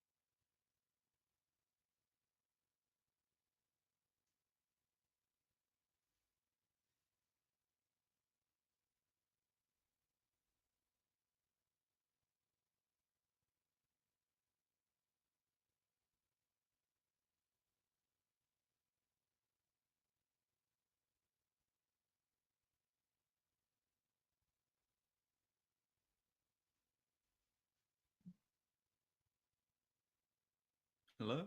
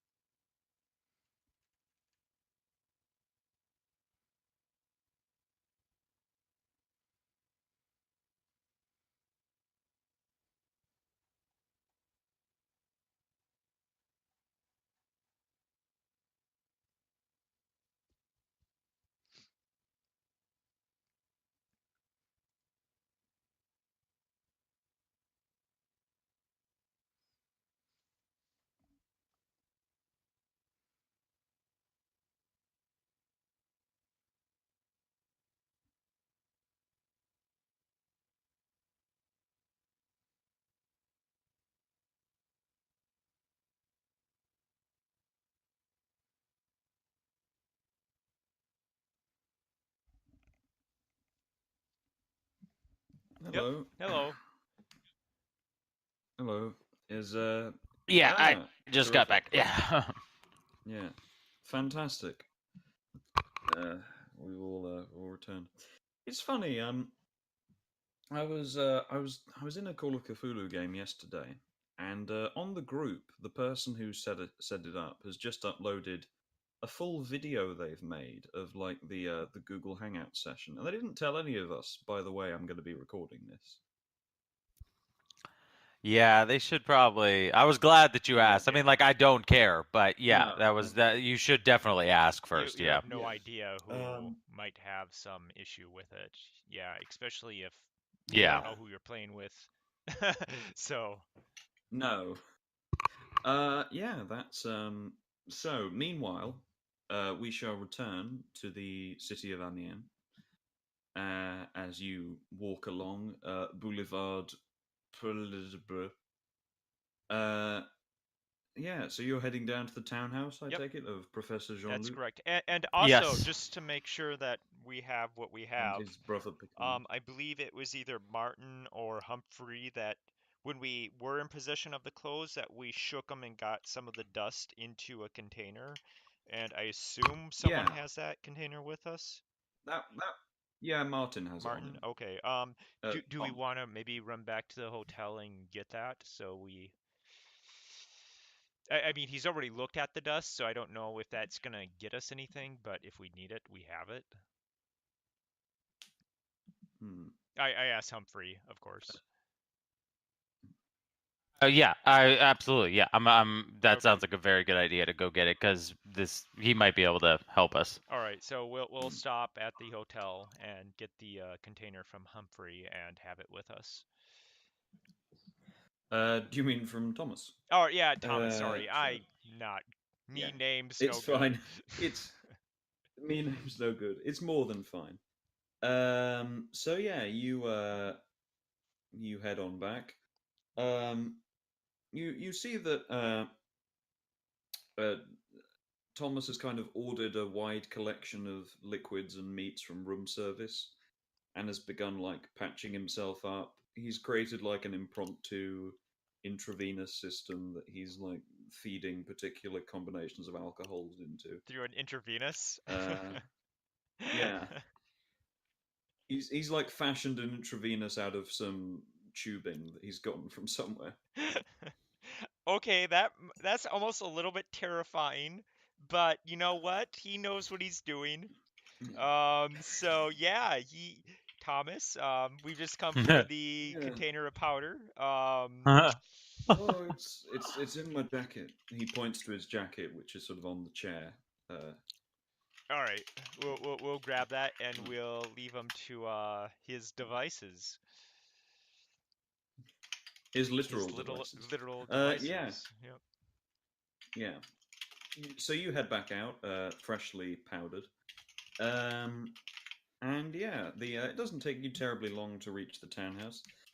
You will have to contend with the traffic of this central boulevard, which is horrifying, especially as it's 7 o'clock and everyone is heading home for dinner. So, driving roll? Just due to the sheer... No, just due to the sheer... Unless you're taking the car, which is like parked in the hotel car Well, how far park. away is it? Yeah, do we have to? The hotel car park is across the road. You don't. Oh, have... I meant how far is the professor away from the hotel? That's you I'm see sorry. the grey square down at the bottom of the map. That's his house. Oh yes, now I do. Okay, awesome. Yeah. Oh, okay, yeah, that's not too far. I think we Okay. can walk that. With that, we don't have to get the Yeah. car. I don't think. The It might issue is even be crossing better the if we road. don't have a car in Yeah. case something happens and we need to run Yeah. away. The issue is crossing the road, is what I'm trying to say. Oh, There's- okay.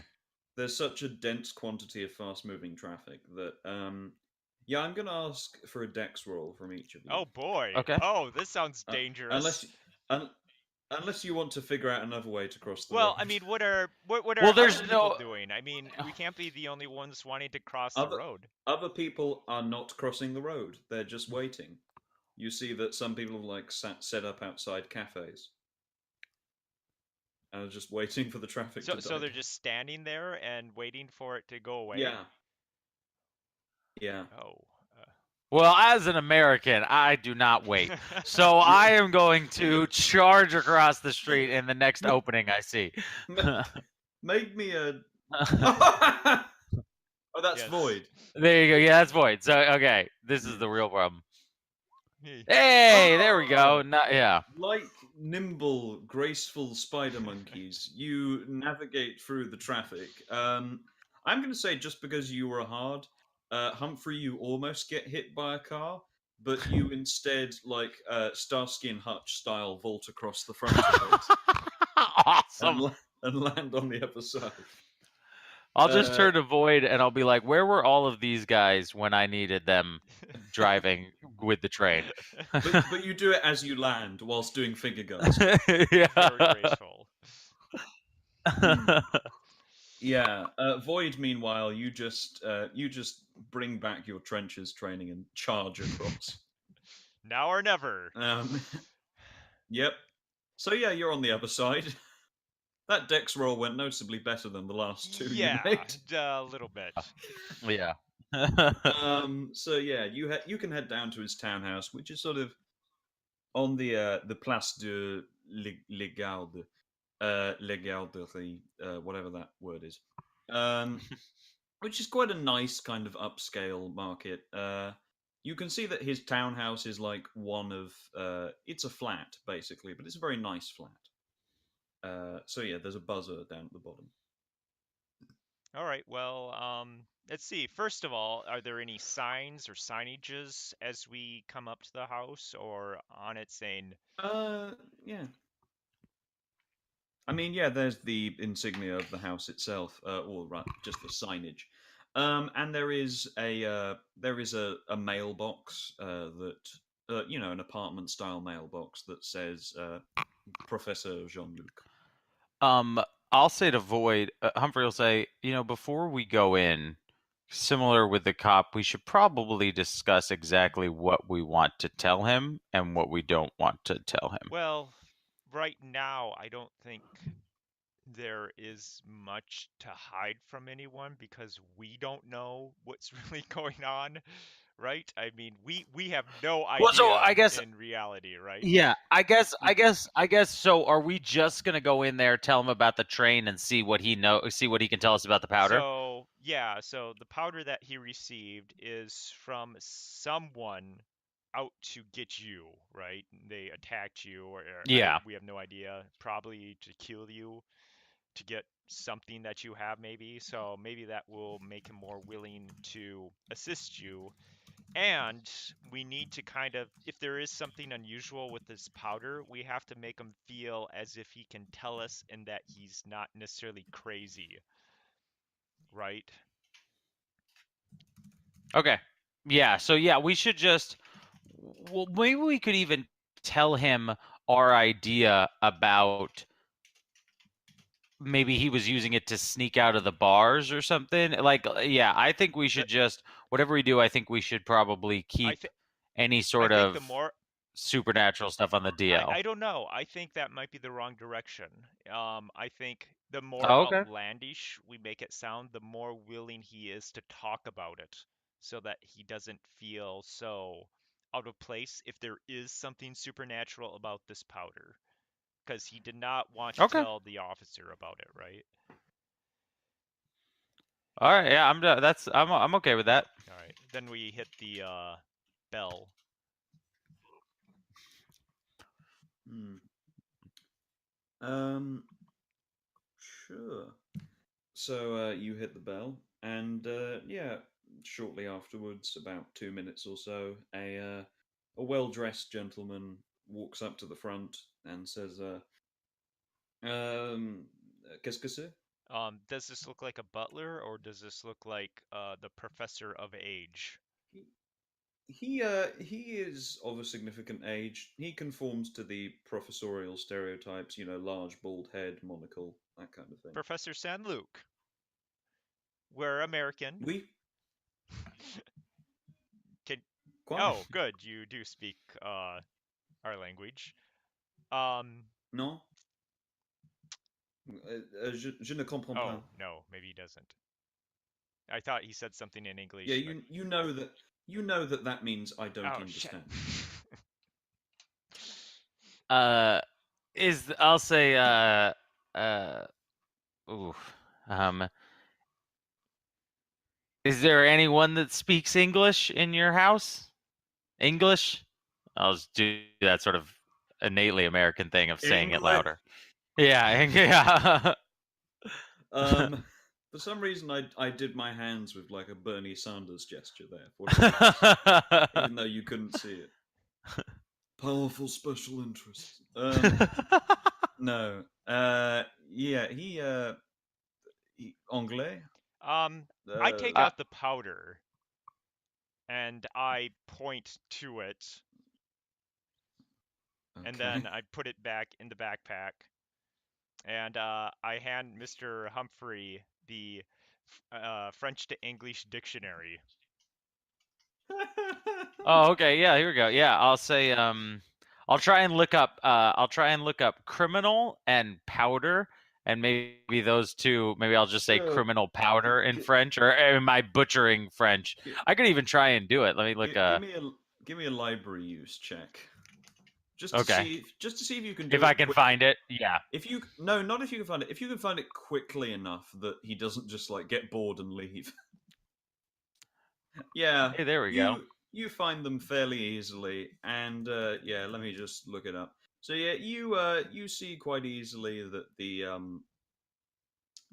French for criminal is criminel, and the French for powder is poudre. Oh yeah, so I'll just sort of say those two words and then point to the powder that Void is holding. He he he shrugs. I think we might have to get a translator. Yeah, we might have to get a translator up in here. Can we Yeah. tell him 1 moment Mm. and we'll be back? Or we'll be back. Maybe you just say that. You Yeah. know 1 moment. It's un moment. Un moment. Okay. Okay. Let's see. Maybe we can just find someone on the street that knows English, and maybe Yeah, that was my idea as well. Okay. Is there anyone Um, around us? give me a luck roll. Both of you can give me a luck roll. hey, Humphrey. Hey, Yeah. Humphrey, that's a success. Right on the money. So yeah, Yeah. you bump in. You sort of just. How do you attempt to find these people? What do you do? Anyone I'll speak? try and look around. Just Yeah, anyone well, speak the thing, I English. was just gonna. And that's why you don't succeed. Yeah, I was Humphrey? gonna look around. I was gonna look around for somebody who maybe looks like they're semi-educated. You know, somebody who's wearing a suit, and Sure. somebody who's a little bit, and then yeah, or anything that looks, or especially maybe anybody that's like a police officer or somebody that works in the government. If I could You see anybody like that. yeah, you as you are looking around and inquiring to passers-by if they speak English, the educated people kind of shake their hand as if to say like maybe but not enough to translate, and they walk away. But as you're doing this, you feel a tug on your shoulder, and turning around, you see a mime who points to himself and then points to you. Oh God. Oh, the first thing I'll say, can you just for 5 minutes drop? I'm just gonna try straight. My first thing out of the gate is just gonna be, can you drop it for 3 minutes? Can you drop it for 3 minutes and come over Uh, and translate? he makes a gesture that's akin to like taking a wallet out of the pocket and opening Oh it. yeah. And I don't have much cash left. Mm. How much? Yeah, how much? I would have probably like a euro left on me, Yeah, or two. yeah. Um, Yeah, I'll give him like my last euro and be like, this is all I have, but I'll come back tomorrow. Um, Scout's honor. Uh, I know you don't know what that is, but Scout's honor. yeah. Give me a charm or persuade. Okay. I've failed all my Hey. charm rolls to date. So Oh, hey, there we go, finally. hard. Yeah. He shrugs his shoulders and then goes, "Yeah, all right, I'll help you." Yes. All right. Okay. Awesome. Over here, we just need you to just ask this guy. We're part of a criminal investigation, and he analyzed this powder. Could he tell us anything about the powder? Okay. He wanders over. And yeah, the man is the professor has kind of quizzically still remained there, just sort of looking around at you, and he's like suppressing a chuckle.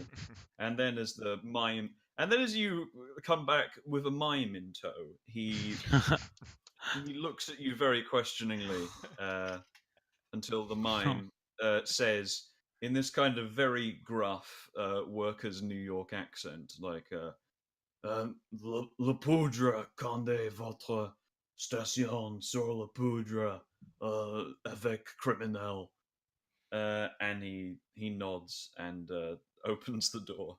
And yeah, do you bring your translator with you? Yes, we need him. Yeah. Can you come, bud? Can you come, sir? I will make it worth your while. There better be coffee. He accompanies you. He also extends his hand to the both of you and says, "Name's Tim." Oh, hi, Hello, Tim. That was not. I'll be honest. That's not what I was expecting. No, my mother was not expecting this voice to emerge, nor the superior.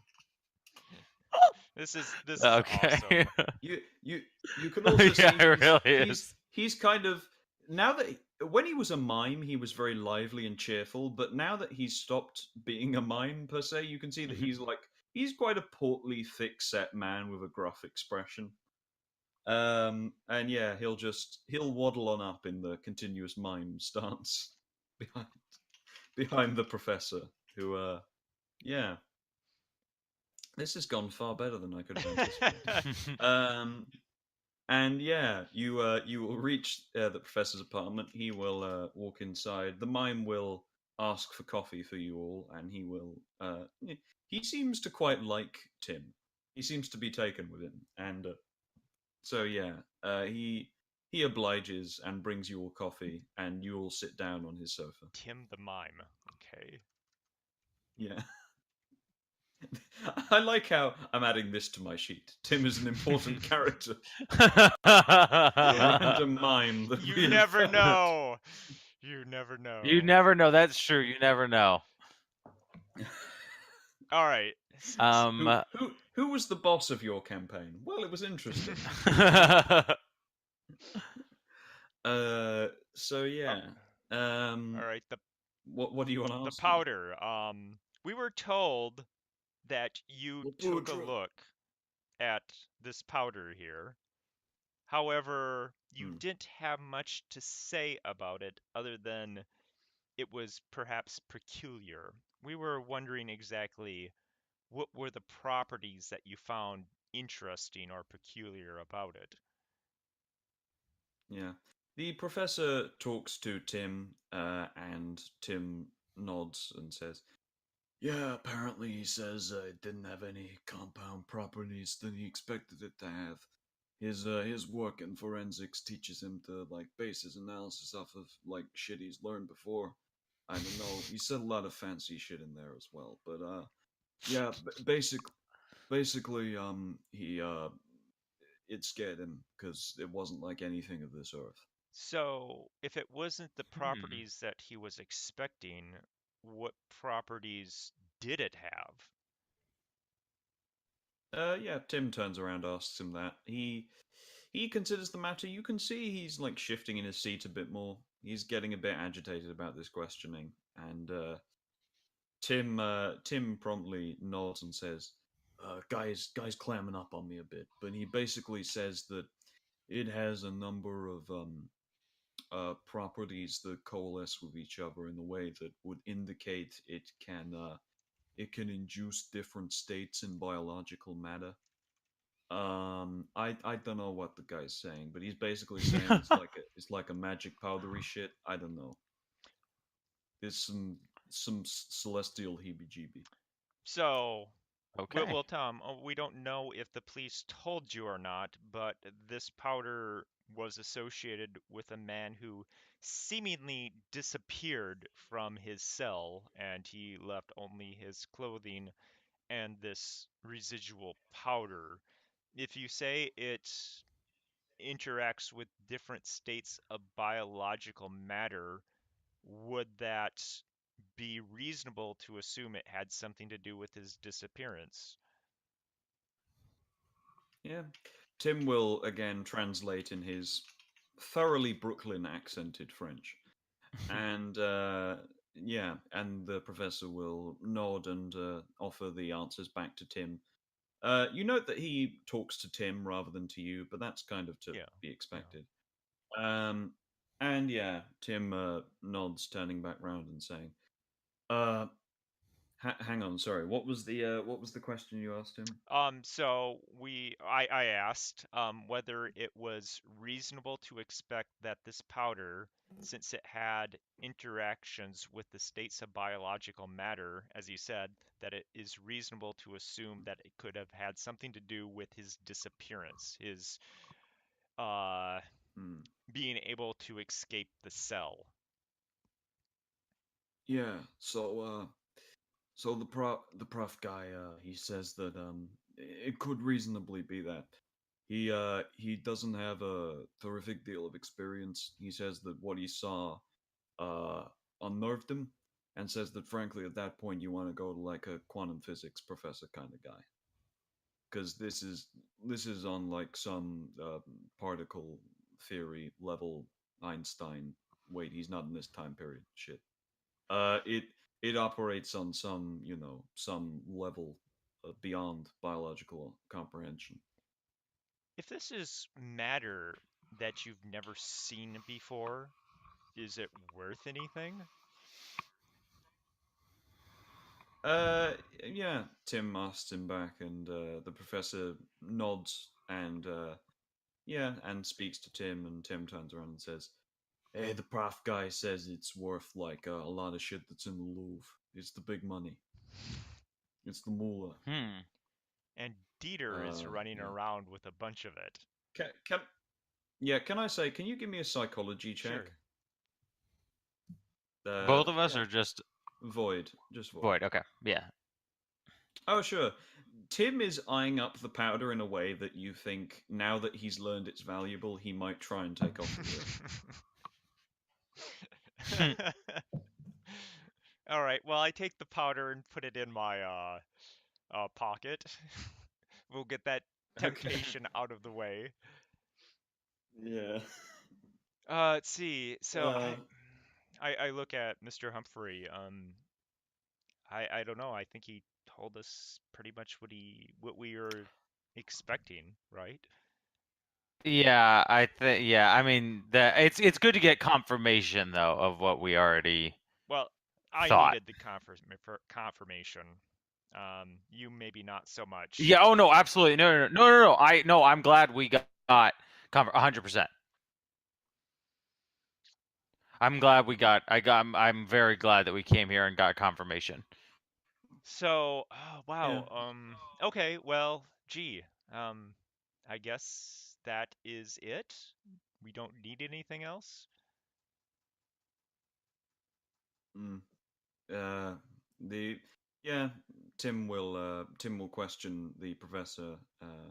He says to you, "I'll ask him if there's anything he wants to ask you." Okay. And he asks the professor, and the professor nods and says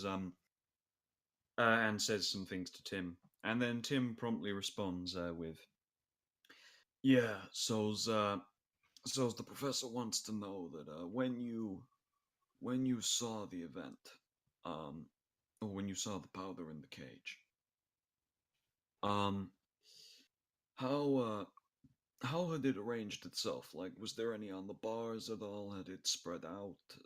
Was it all just in one place? He wants to know the distribution." I look at Mr. Humphrey.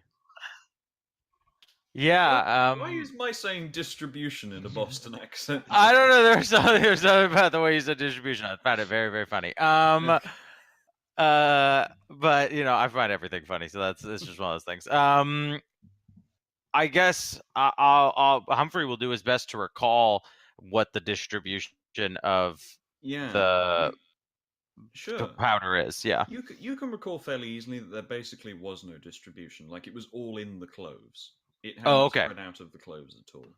All right. Yeah, I will. I will say that. I will say. Yeah, I'll say there wasn't a lot of distribution. It seemed to be mainly focused on the clothes themselves. Okay. Does Yeah. So. Oh, I was sorry. gonna What? say, does that mean anything?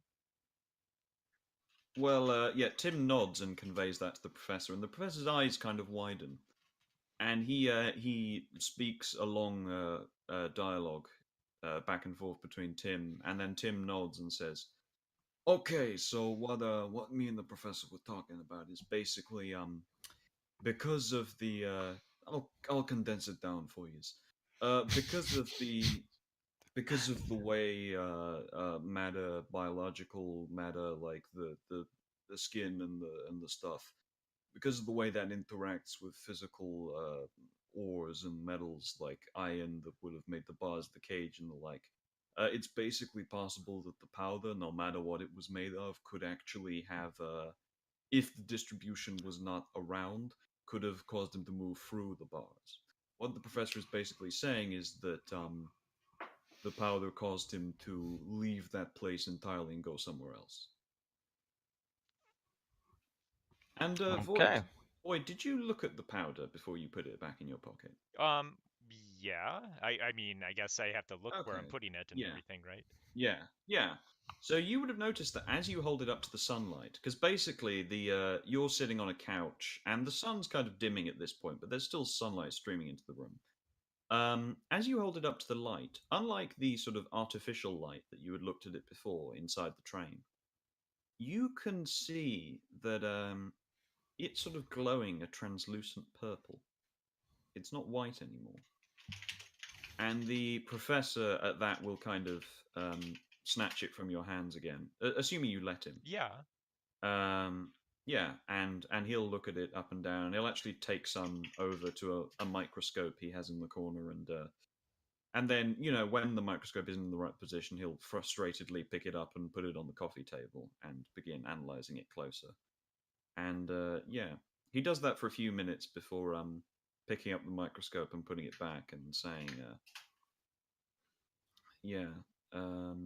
he speaks in a dialogue to Tim, and Tim responds by saying, "Yeah, so that whole display that occurred was basically the fact that he'd never seen it in natural light before, so that was a good means of testing it, and apparently it has properties that interact with the natural world that he had not considered before, because he analyzed it inside and the like."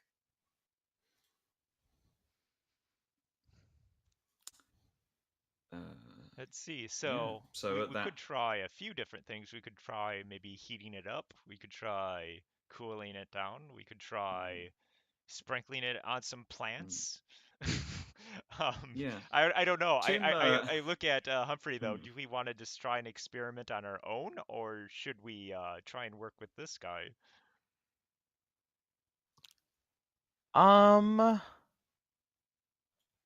I think we should work with. I feel like he's gonna have a lot more information for us, or like ability to do things than we Yeah, will. I would agree. Okay. All right. So, okay. Do you say this to Tim? Yeah, I'd say, well, we obviously have some of this powder. Could we work with you, Professor, to maybe figure out what some of these properties are? Hmm. Uh, yeah. So, he Tim will nod and translate, and the professor will consider the matter and then speak back to Tim, and Tim will translate. Yeah. Basically, he says that that's a fundamentally good notion. He's gonna, if it's okay with use, he's gonna take the powder. He's gonna knock it under the microscope, do some experiments, bing bang boom, knock it up, arrange it, put it under the flame, and shove it in some plants and water and that kind of thing. All right. So yeah, he's on board. All right. So in exchange for this, I guess he would just be documenting some of the properties, and then we can maybe get a copy of his research when he's done with it. Does that sound adequate?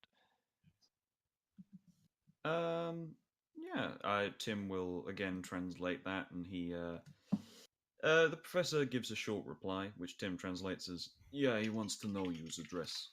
Sure. So I guess the only stable address that we have right now is Humphrey's address in America, right? Unless, You have the unless, townhouse in Paris. oh, Townhouse in Paris, yes, yeah. that works too. Hmm.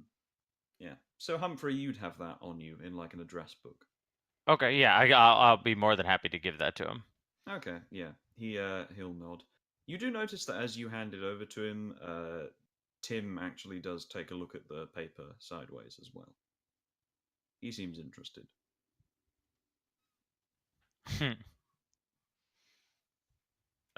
So yeah, at that the professor turns around and asks Tim a question, and Tim translates.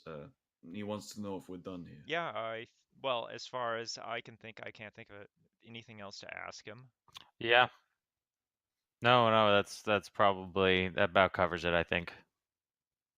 Okay. Sure. So, yeah, you head back down into the lobby again, and as you head outside, Tim nods towards you and says, "Do you want any more translating done?" We might need you. Where could we find you? He considers the matter and says, "You can always find me on the streets, but if you if you need a more stable address, here." And he hands over a card which lists kind of a nearby apartment. All right. And he did Uh, have coffee now at the professor's, so yeah, that probably won't yeah, entice him by offering him that. mm. Yeah. I just had coffee. You can have two coffees. It's crazy. So yeah, Tim at this point though will actually turn to you and say, "So I looked at your address. I got it memorized in the noggin, and I saw you going to Paris. Yeah. I got some people I want to see in Paris. Do you mind if I hitch a ride with yous?" I don't see a problem with that. Um, no. Actually, can I do a psychology check to see if he has Sure. ulterior motives? Yeah, that's probably a Because good I mean, it idea. does seem a Yeah, little you- suspicious. Well, I guess- Yeah. Yeah, I guess I wouldn't be too suspicious because I didn't notice him eyeing the. Oh yeah, you didn't. Void did. Yeah, Void did. So I wouldn't be too suspicious. Oh, nope. Sure. Okay, no. He seems. He just wants a ride, Okay. basically. I don't see a problem with that. Are you okay Okay. with that, Humphrey? Yeah. And Oh yeah, Mm. absolutely. It's good to meet another guy from across the pond. Yeah. No. I. I. I got a. I was brought over here when I was a teenager, and then my parents just kind of abandoned me. So I've made my way as a mime. You know, I got a career. You know, it's not a well-paid living, but it has some integrity. If you see. oh, what I that's a mean. tough break, man. When were you looking to Yeah. leave? We have an appointment in the morning at the station. Okay, I'm fine going whenever Okay. you are. No, we'll swing by your apartment I'm in then. the. Yeah. And I can help you out. I can translate French. You know, I'm a good actor. I'm quick with my hands. I've got skills. You're amazing. Thank you. Thanks, pal. And at that, you see him promptly straighten himself up as if he's going back into the mime stage again.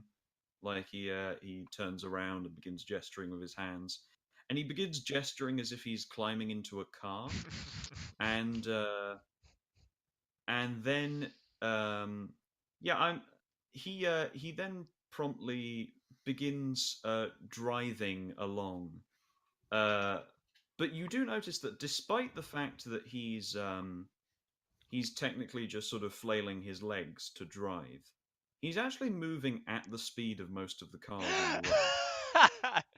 Well, You don't quite know how he's achieving it, but he just like plows down the pavement and off around the corner. now that's supernatural.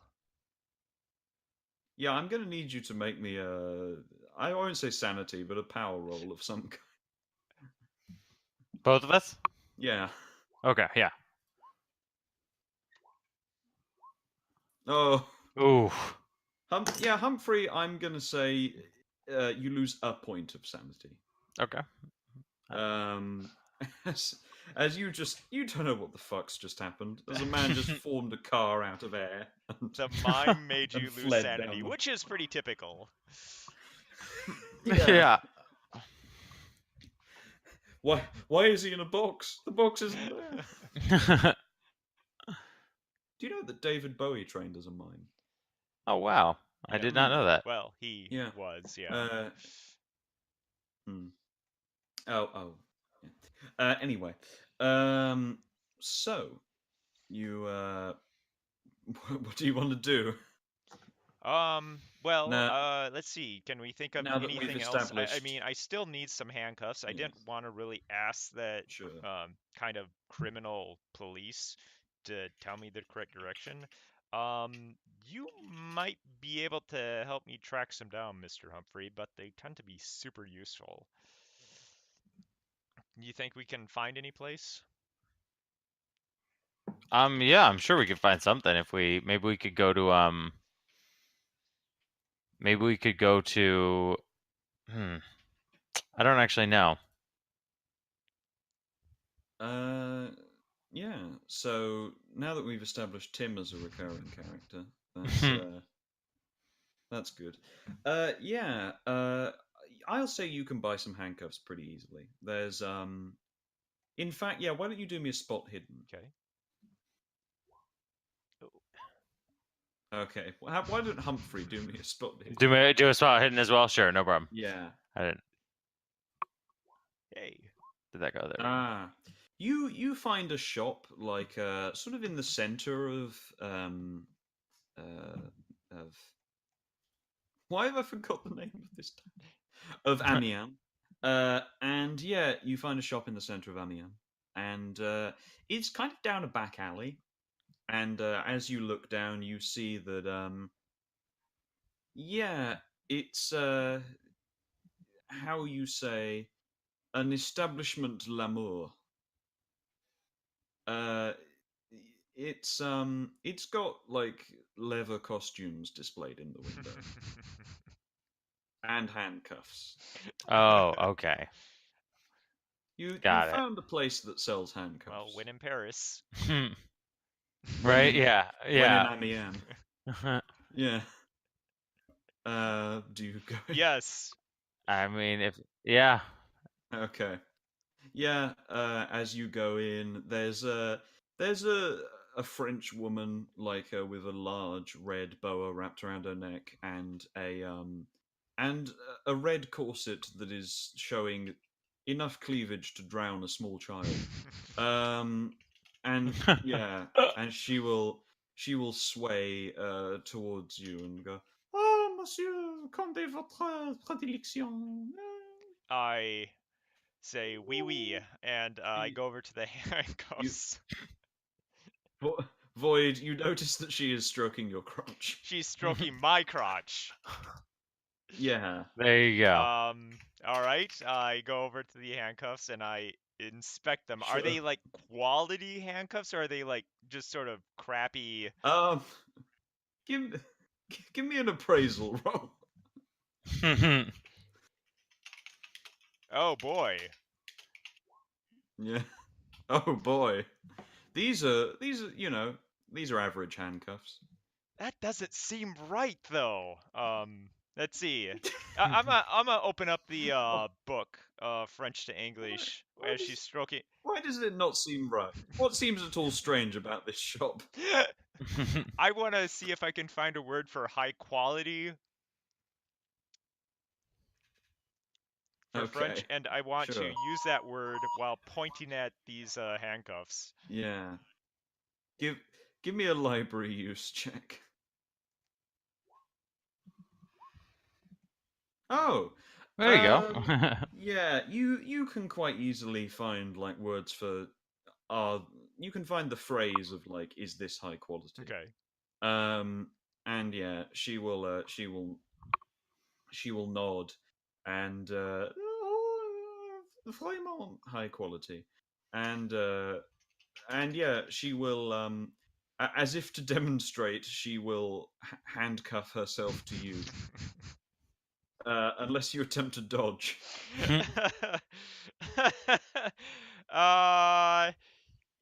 I'll let her. Okay, she does so. And yeah, tugging against them experimentally, you can see that they're about as durable as you would expect from handcuffs. And does my key work? Because I believe do you? the handcuffs should all take the same type of key. At least they used to. Oh yeah. Well, you have American handcuffs, Okay. or like no, because you spent time in Britain, you have a British handcuff key. These are French handcuffs. They're a different design. Oh, that's interesting. Whereas the British ones are like the D-shaped Okay. ones. These ones are more circular. Okay. Let's see. Go back to the book. I tried to look up Okay, with one hand. the word 5 with whatever the number 5 is, and I'll point at the cuffs and say that number. Okay. Sunk. Sunk. You know that 5 is sunk. You can count to 10. You have that level of And I can literacy. use my fingers as well. Sunk. Yeah, 5. yeah. Point at the handcuffs. Sunk. Yeah. Oh, yeah, she will. You do notice that this woman is like towards the latter end of middle age. And yeah, she will go over and produce 5 pairs of handcuffs, and yeah, she'll hold up 10 fingers and then proceed to rub them along the chest. God. Okay, well, I will give her 10 of whatever that is. The euro. Yeah. Okay, oh my god. Yeah. Is that within my daily budget? that is within your daily Okay. budget. Then I'll just put down 5 yeah. handcuffs. You do notice that they're a bit more expensive than you would expect to pay for handcuffs, like converting between pounds and euros. You then see why, as when she hands you the bag, she's thrown a few other things in as well. And in French, she's put them down at the bottom. And in French, she says to you, for your wife. Oui, oui.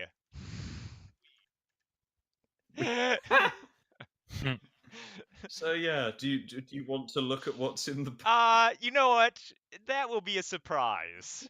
How about that? for later? Yeah. Okay. Sure. You head on out, I assume. Yep. Unless Humphrey has something he wants to buy in this. No, Humphrey is No fine. nightgowns, nothing extravagant. Okay. No, I think we're gonna be just fine. You head on out again. Oh, that was awesome. I'm restocked with handcuffs at least. Okay. Yeah, that's true. Well, what do you think? So yeah. I mean, I think that's just about everything, right? That we can do today, at least until we can go tomorrow and maybe. Well, what were we gonna now that Well, we've gotten? Yeah, what are we going back to the police station for to again tomorrow? inspect Dieter's belongings. To inspect it. Oh, right. Okay. So yeah, there's nothing, and then I have to go get the books again tomorrow. So there's nothing that we can really do until then. Of the list of bookstores that the officer gave us, would any of them carry English books, do you think? Because there was still the Purloined paper that we wanted to Oh, Purloined letter, that yeah. we wanted to experiment on the bag. Yeah, because it's one blank room, basically. And boring, or at least supposed to be. Yeah. Yeah. So yeah, there is one bookshop on there that it has an English name. And it's listed as a seller of English books. All right. Yeah, which is the French Provincial Record of English Literature, which is a strange name for any bookshop to have, but it is at least in English. Okay, well, I guess let's stop there. Is it going to be too late to stop there today? Well, this store, the handcuff store, was still open. So that's if we true. hurry, we might make it. Yeah. If you hurry, you can get in. Yeah. So you rush on over and you arrive, and yeah, a quite gruff Scotsman greets you at the door. Hello. Hello. Good morning. Good evening. Good night. Hi. Good evening. Yeah. It's the evening, laddie. Do you carry the English version of the Purloined letter? Po. Aye, we do. And he at that he'll walk back and he'll go over to the a series of shelves and hand one out. This is the complete Poe collection. Although I don't know if you'll be wanting that. We have his short stories collection here. That's a bit more relevant. Well, as long as it has the story in it, right? Okay. Well, here's he rummages through further, and as far as I can tell, we don't have it individually, but we have it as part of a short story collection. So there you are. Okay, Poe short story collection. How much does he want for it? He wants like €2, 40 francs. And that does seem like it would fall within my budget, so I will hand that to him. Actually, no. Yeah, that's too expensive. €1, 40 francs. Okay. So yeah. It's within your budget, so that's how we treat money in this game. So yeah, he will hand it over to you. There you are. Okay. I think it's just out of curiosity. What would you say is the most boring story, with the least amount of interest that you think that you've ever read? He gives you like a quizzical eyebrow, and he says, Why are you wanting an intentionally boring story?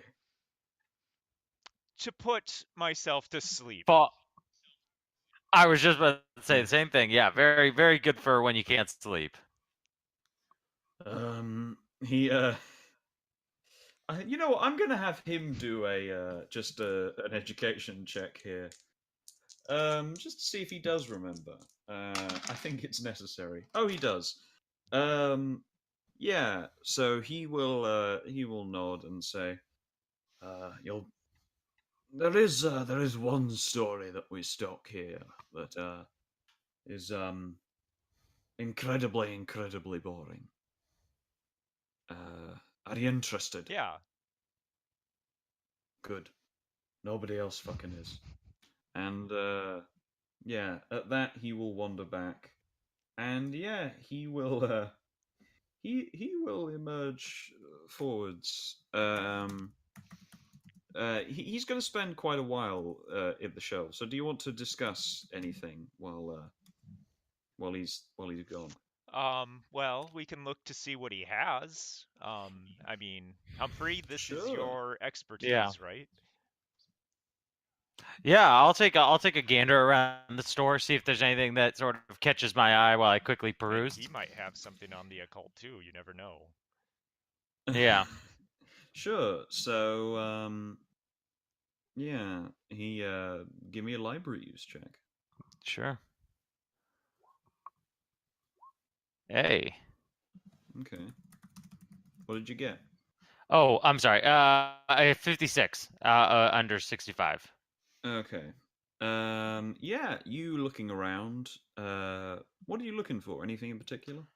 Yeah, I guess my first will be any sort of occult books that maybe could help us with the bag and sort of everything that we're going to do. And then, Yeah. yeah, that would be my first. That's my main goal. Sure. So give me a luck roll. Yeah. Okay. Oof. No. Sadly, there's nothing even remotely occult related here. It's a lot of English texts. That being said, you do find something which isn't occult in itself, but is related to the interpretation of the cult. You find something that's titled "The Languages of New England Madness" by Professor Simon I. Blackett.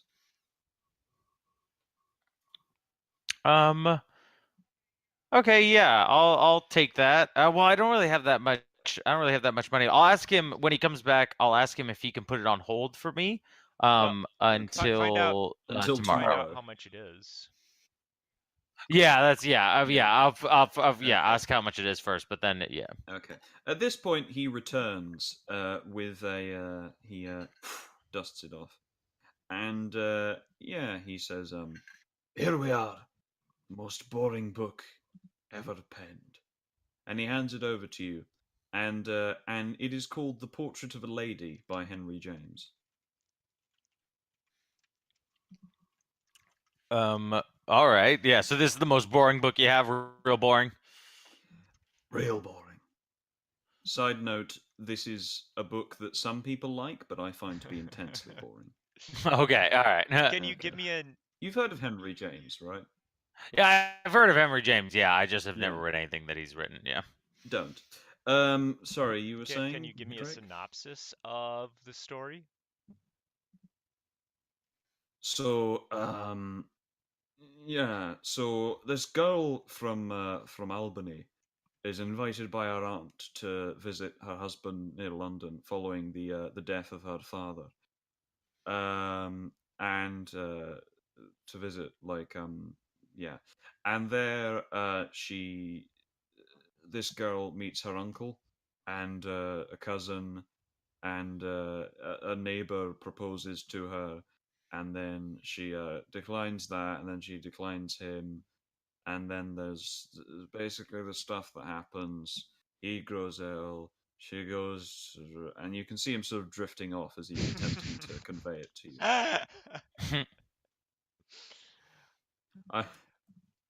I will send you the plot synopsis via Wikipedia. Okay, well, how much is it?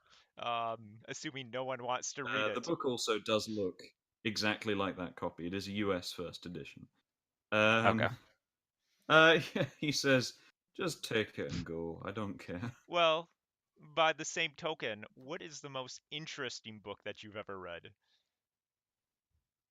Um, he uh, he rubs his chin. Oh, that's a matter of interpretation, I suppose. Say like Um, dragons or magic or just, wild, mm, crazy stuff that just caught your attention. yes. Don't know about magic or dragons, but there's a very good book that's hang on. I need to check if this is in the right time period. Mhm. Um, oh, it is. There's a very good book that I love called Green Mantle. Say that again? Green Mantle. Green Mantle. It's uh, it's the sequel to perhaps you know it. It's called The 39 Steps, Oh, okay. and it's the sequel Ah, to that.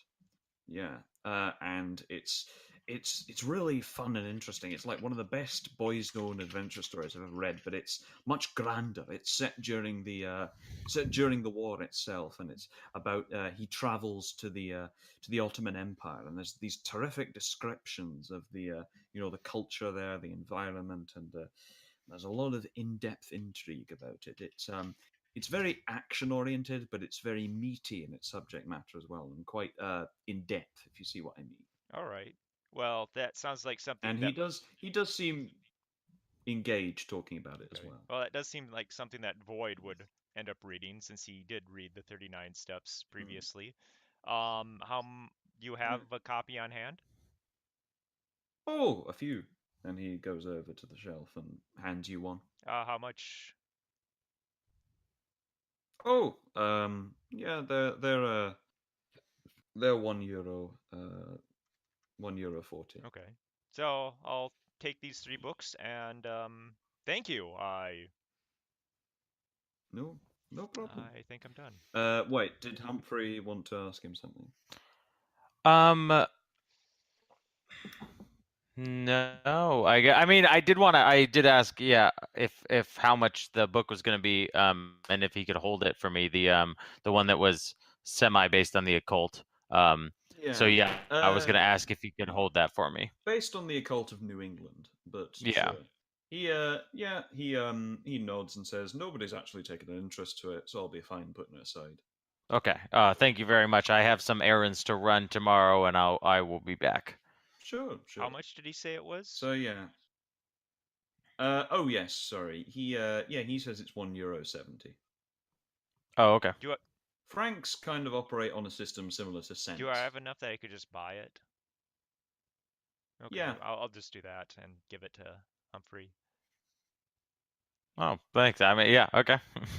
Okay. He Got he some shrugs. serious reading to do tonight. Yeah, he shrugs and hands it over to you. Yeah. So you head back on out. What do you want to do? Well, we have Well, reading now to do tonight, right? yeah. Now we Yeah. have some serious reading to do. Yeah. Yeah. So yeah, do you want? Let's head back and get that sorted out now. Then. So while you're back up in the hotel room, nothing happens on your way back. You just head on back up. Do you want to? Oh yeah. Someone will stop you and say, dinner service has started now. If you want to order anything, we can take it up to your room. I'll have a side of cow. Oh, A side of I don't know, cow. a steak, a steak. Actually, two A two steak. steaks, please. Okay. It- the assistant nods. You notice that the waiter is English, Okay. hence why I've chosen to speak like he is.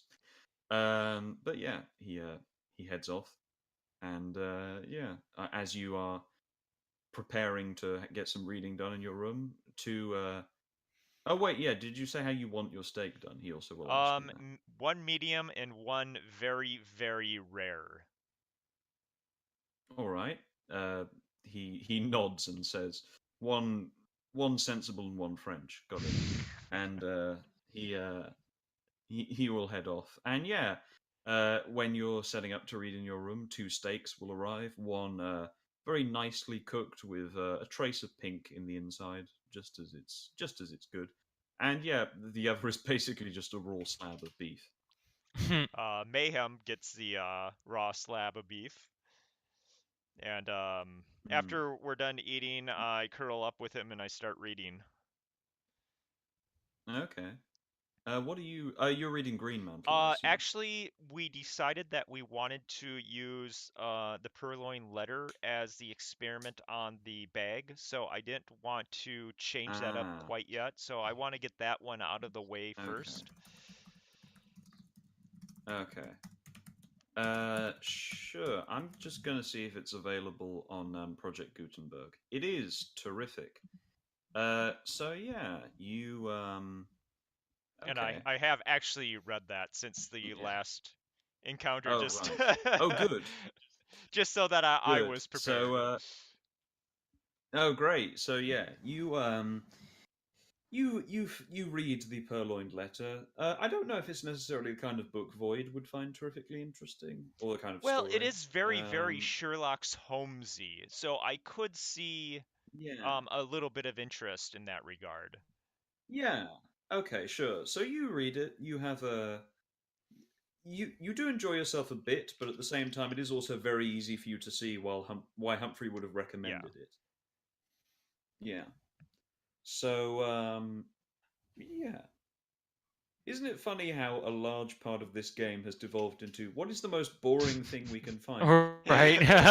And it's actually been very difficult. Like, it's hard to remember very boring books because your brain Yeah, just exactly, because they're boring. yeah. So yeah, you read that, and do you then want to look in the bag? I assume.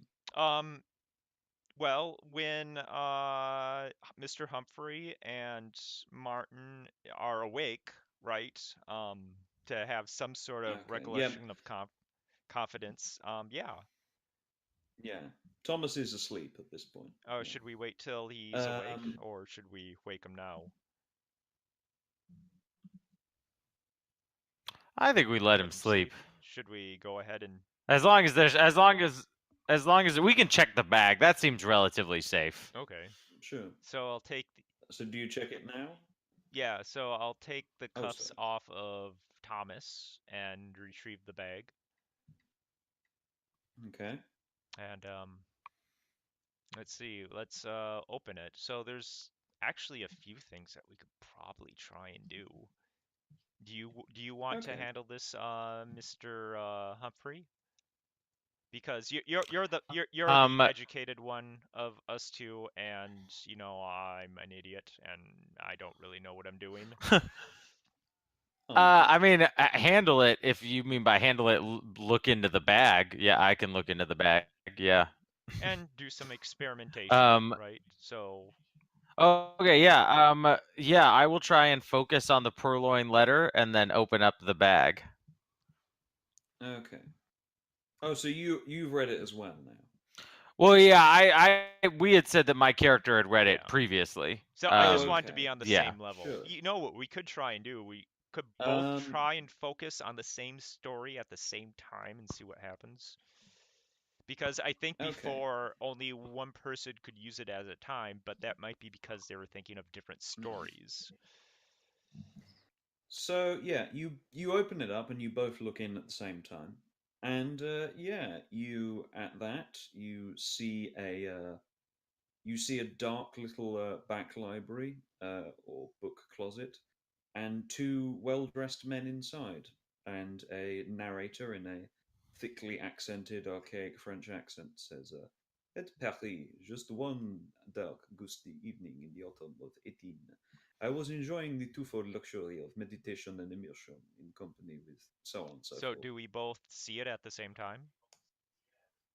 Okay. Yeah, I mean, do you want to confirm Yes, that by I saying? want to say, Yeah, Humphrey, Yeah. do you see that? yeah, and you All do. right. Let's see. You both see it. You both hear it. So let's try. Can we Oh, go ahead. can we try well, yeah, I was going to say let's try putting something in the bag. Well, we did put a flower in there already. How is the flower doing? Is the flower Oh yeah, dead? I forgot about I- that. Yeah. I just realised that I've given you a bag of sex toys. Yeah. Oh, that's where we can start putting in all these stories. Awesome. That's right. I need to write that down on my character sheet, don't I? I put down the handcuffs, but I Yeah. did not put down the sex toys. I mean, you haven't looked in the I bag haven't. yet. It's just Anything gonna could be in be a there. bag of sex toys. Yeah. Oh, and then at some point, like many weeks into this campaign, you'll be like you'll be in a cult lair, and the lingerie will come into use. Oh, Right. oh Yeah. goodness. We'll find a Yeah. use for it. Yeah. So yeah. Okay. Yeah. So how is the flower doing though? That we It put in there last game. it isn't there. Oh, it isn't there. Okay. Let's try putting something else in there. How Well, about wait. The is flower there is gone because that's a little bit important. Yeah. Hmm. It's not in this It's story. not in the story, but when we were bringing up other stories, it seemed to transfer. So wait. So we have to go Yeah. back to like the one of the other stories to see if it's in that story. So maybe it gets trapped in a specific story. Well, we can test that. We could test that easier than trying to remember which one we picked the flowers. Why don't we put something in the purloin letter, and then I'll think of or Humphrey will think of his favorite story that they Yeah. did last time, which was Treasure Island, and then we can go Yeah. back to the purloin Okay. letter and see if the thing is in Treasure Island, and then if it's not, we can go back to purloin letter and check it.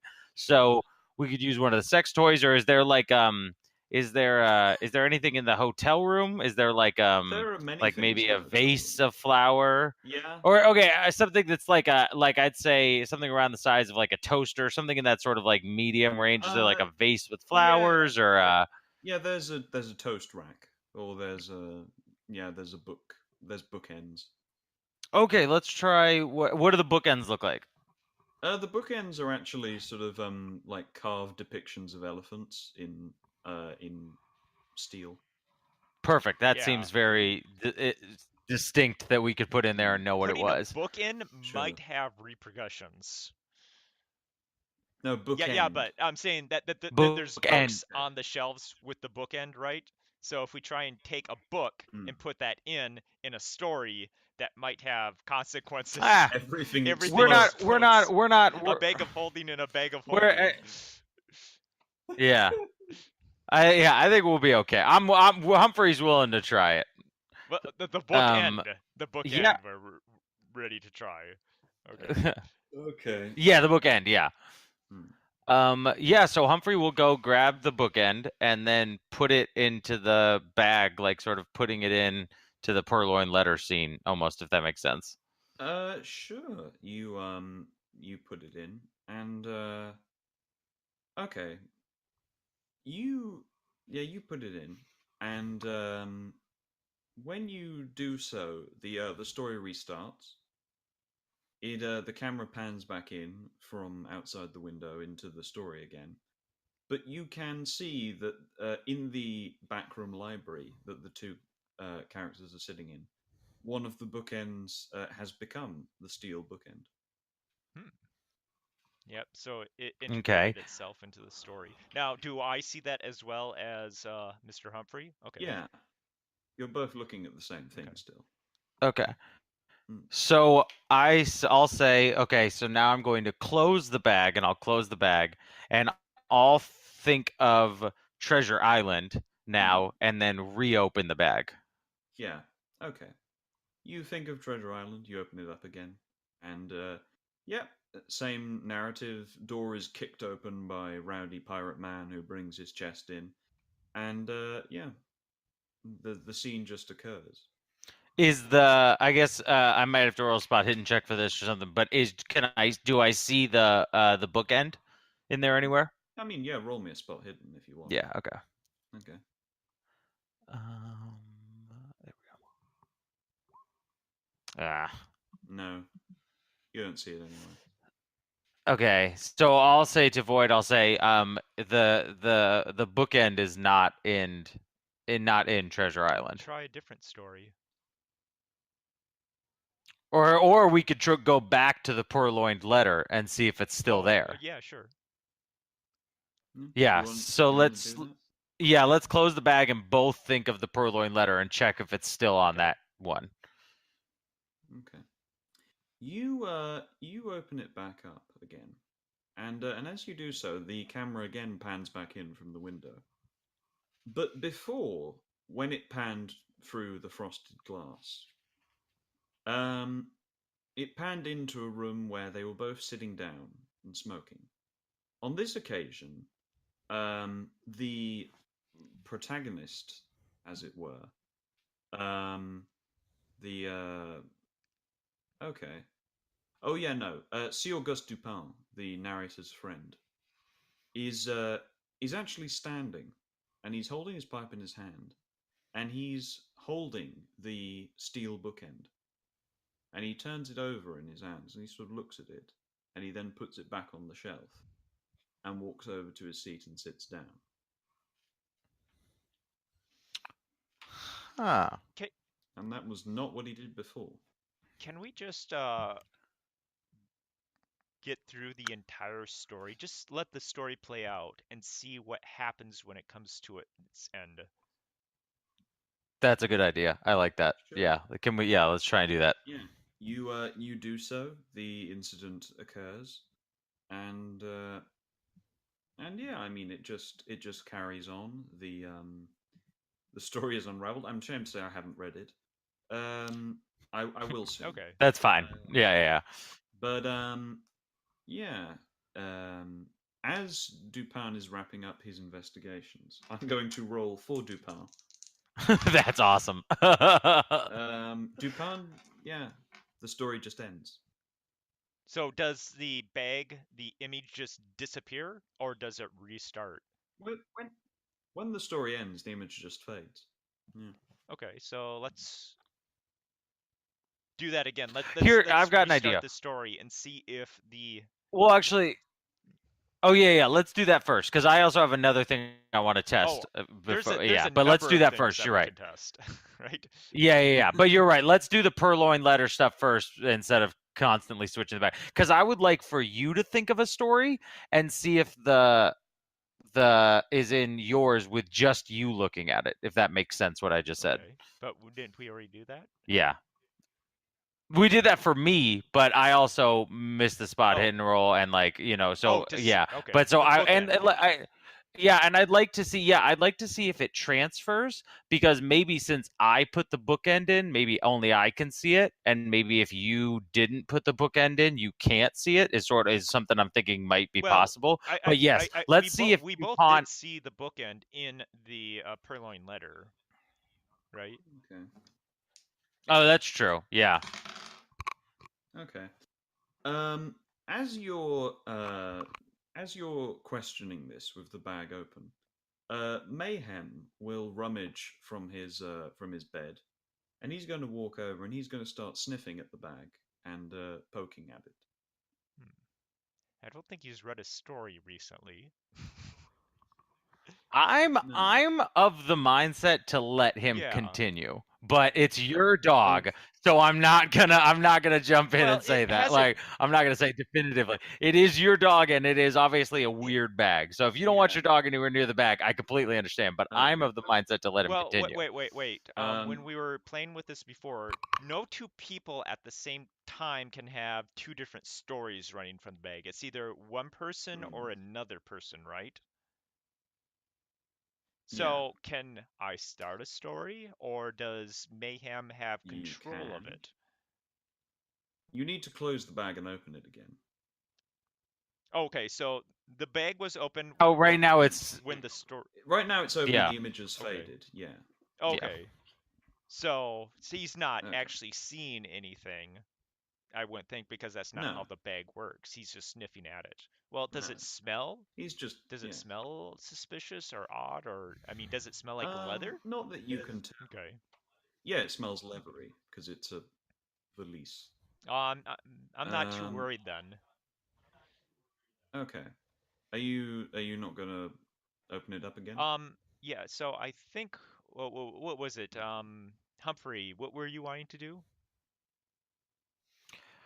Well, I agreed with you. The first thing we should do is probably close the bag, reopen it, and rewatch the purloined letter, and see if his acknowledgement's not the right word, but see if you'll get what I mean. His acknowledgement Yeah. of the bookend grows. Like last time, he just looked at it. A- He just sort of checked it out, and maybe this time he'll check it out and do something else or something completely different. So I agree. Let's Or do now that that first. the story is ended, Hmm. if the bookend disappeared along with the ending. So Oh yeah. Okay, yeah. So we should Yeah. let's first reopen and rewatch the purloined letter again. So you, I like this. I like how you've given something that I've given you something that you're very interested in. Oh yeah. Oh, this is by far. I would like to just quickly say, out of character, this is one of the best campaigns I've ever participated in. Period, across any game. So I am just having a blast. it's Thank very you. fun. Like I really am having a great time. Yeah. Oh, thanks. So yeah, This is awesome. You open it back up, and as soon as you do, Mayhem jumps forward and is going to stick his snout down it. So I'm going to roll a power check for Mayhem.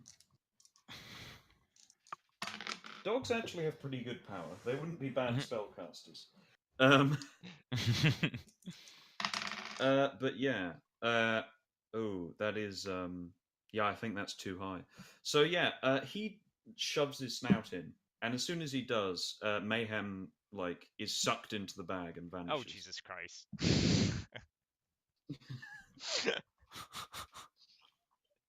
You, and I think that's Oh man, Humphrey's not laughing. wait. I'm laughing. I just want that. So Humphrey's jaw is just on the floor. I'm laughing. Humphrey's not laughing. I just need to make that to be clear. that's the first. I just time really. That's the first time I've tried to end a session and a player's just gone no.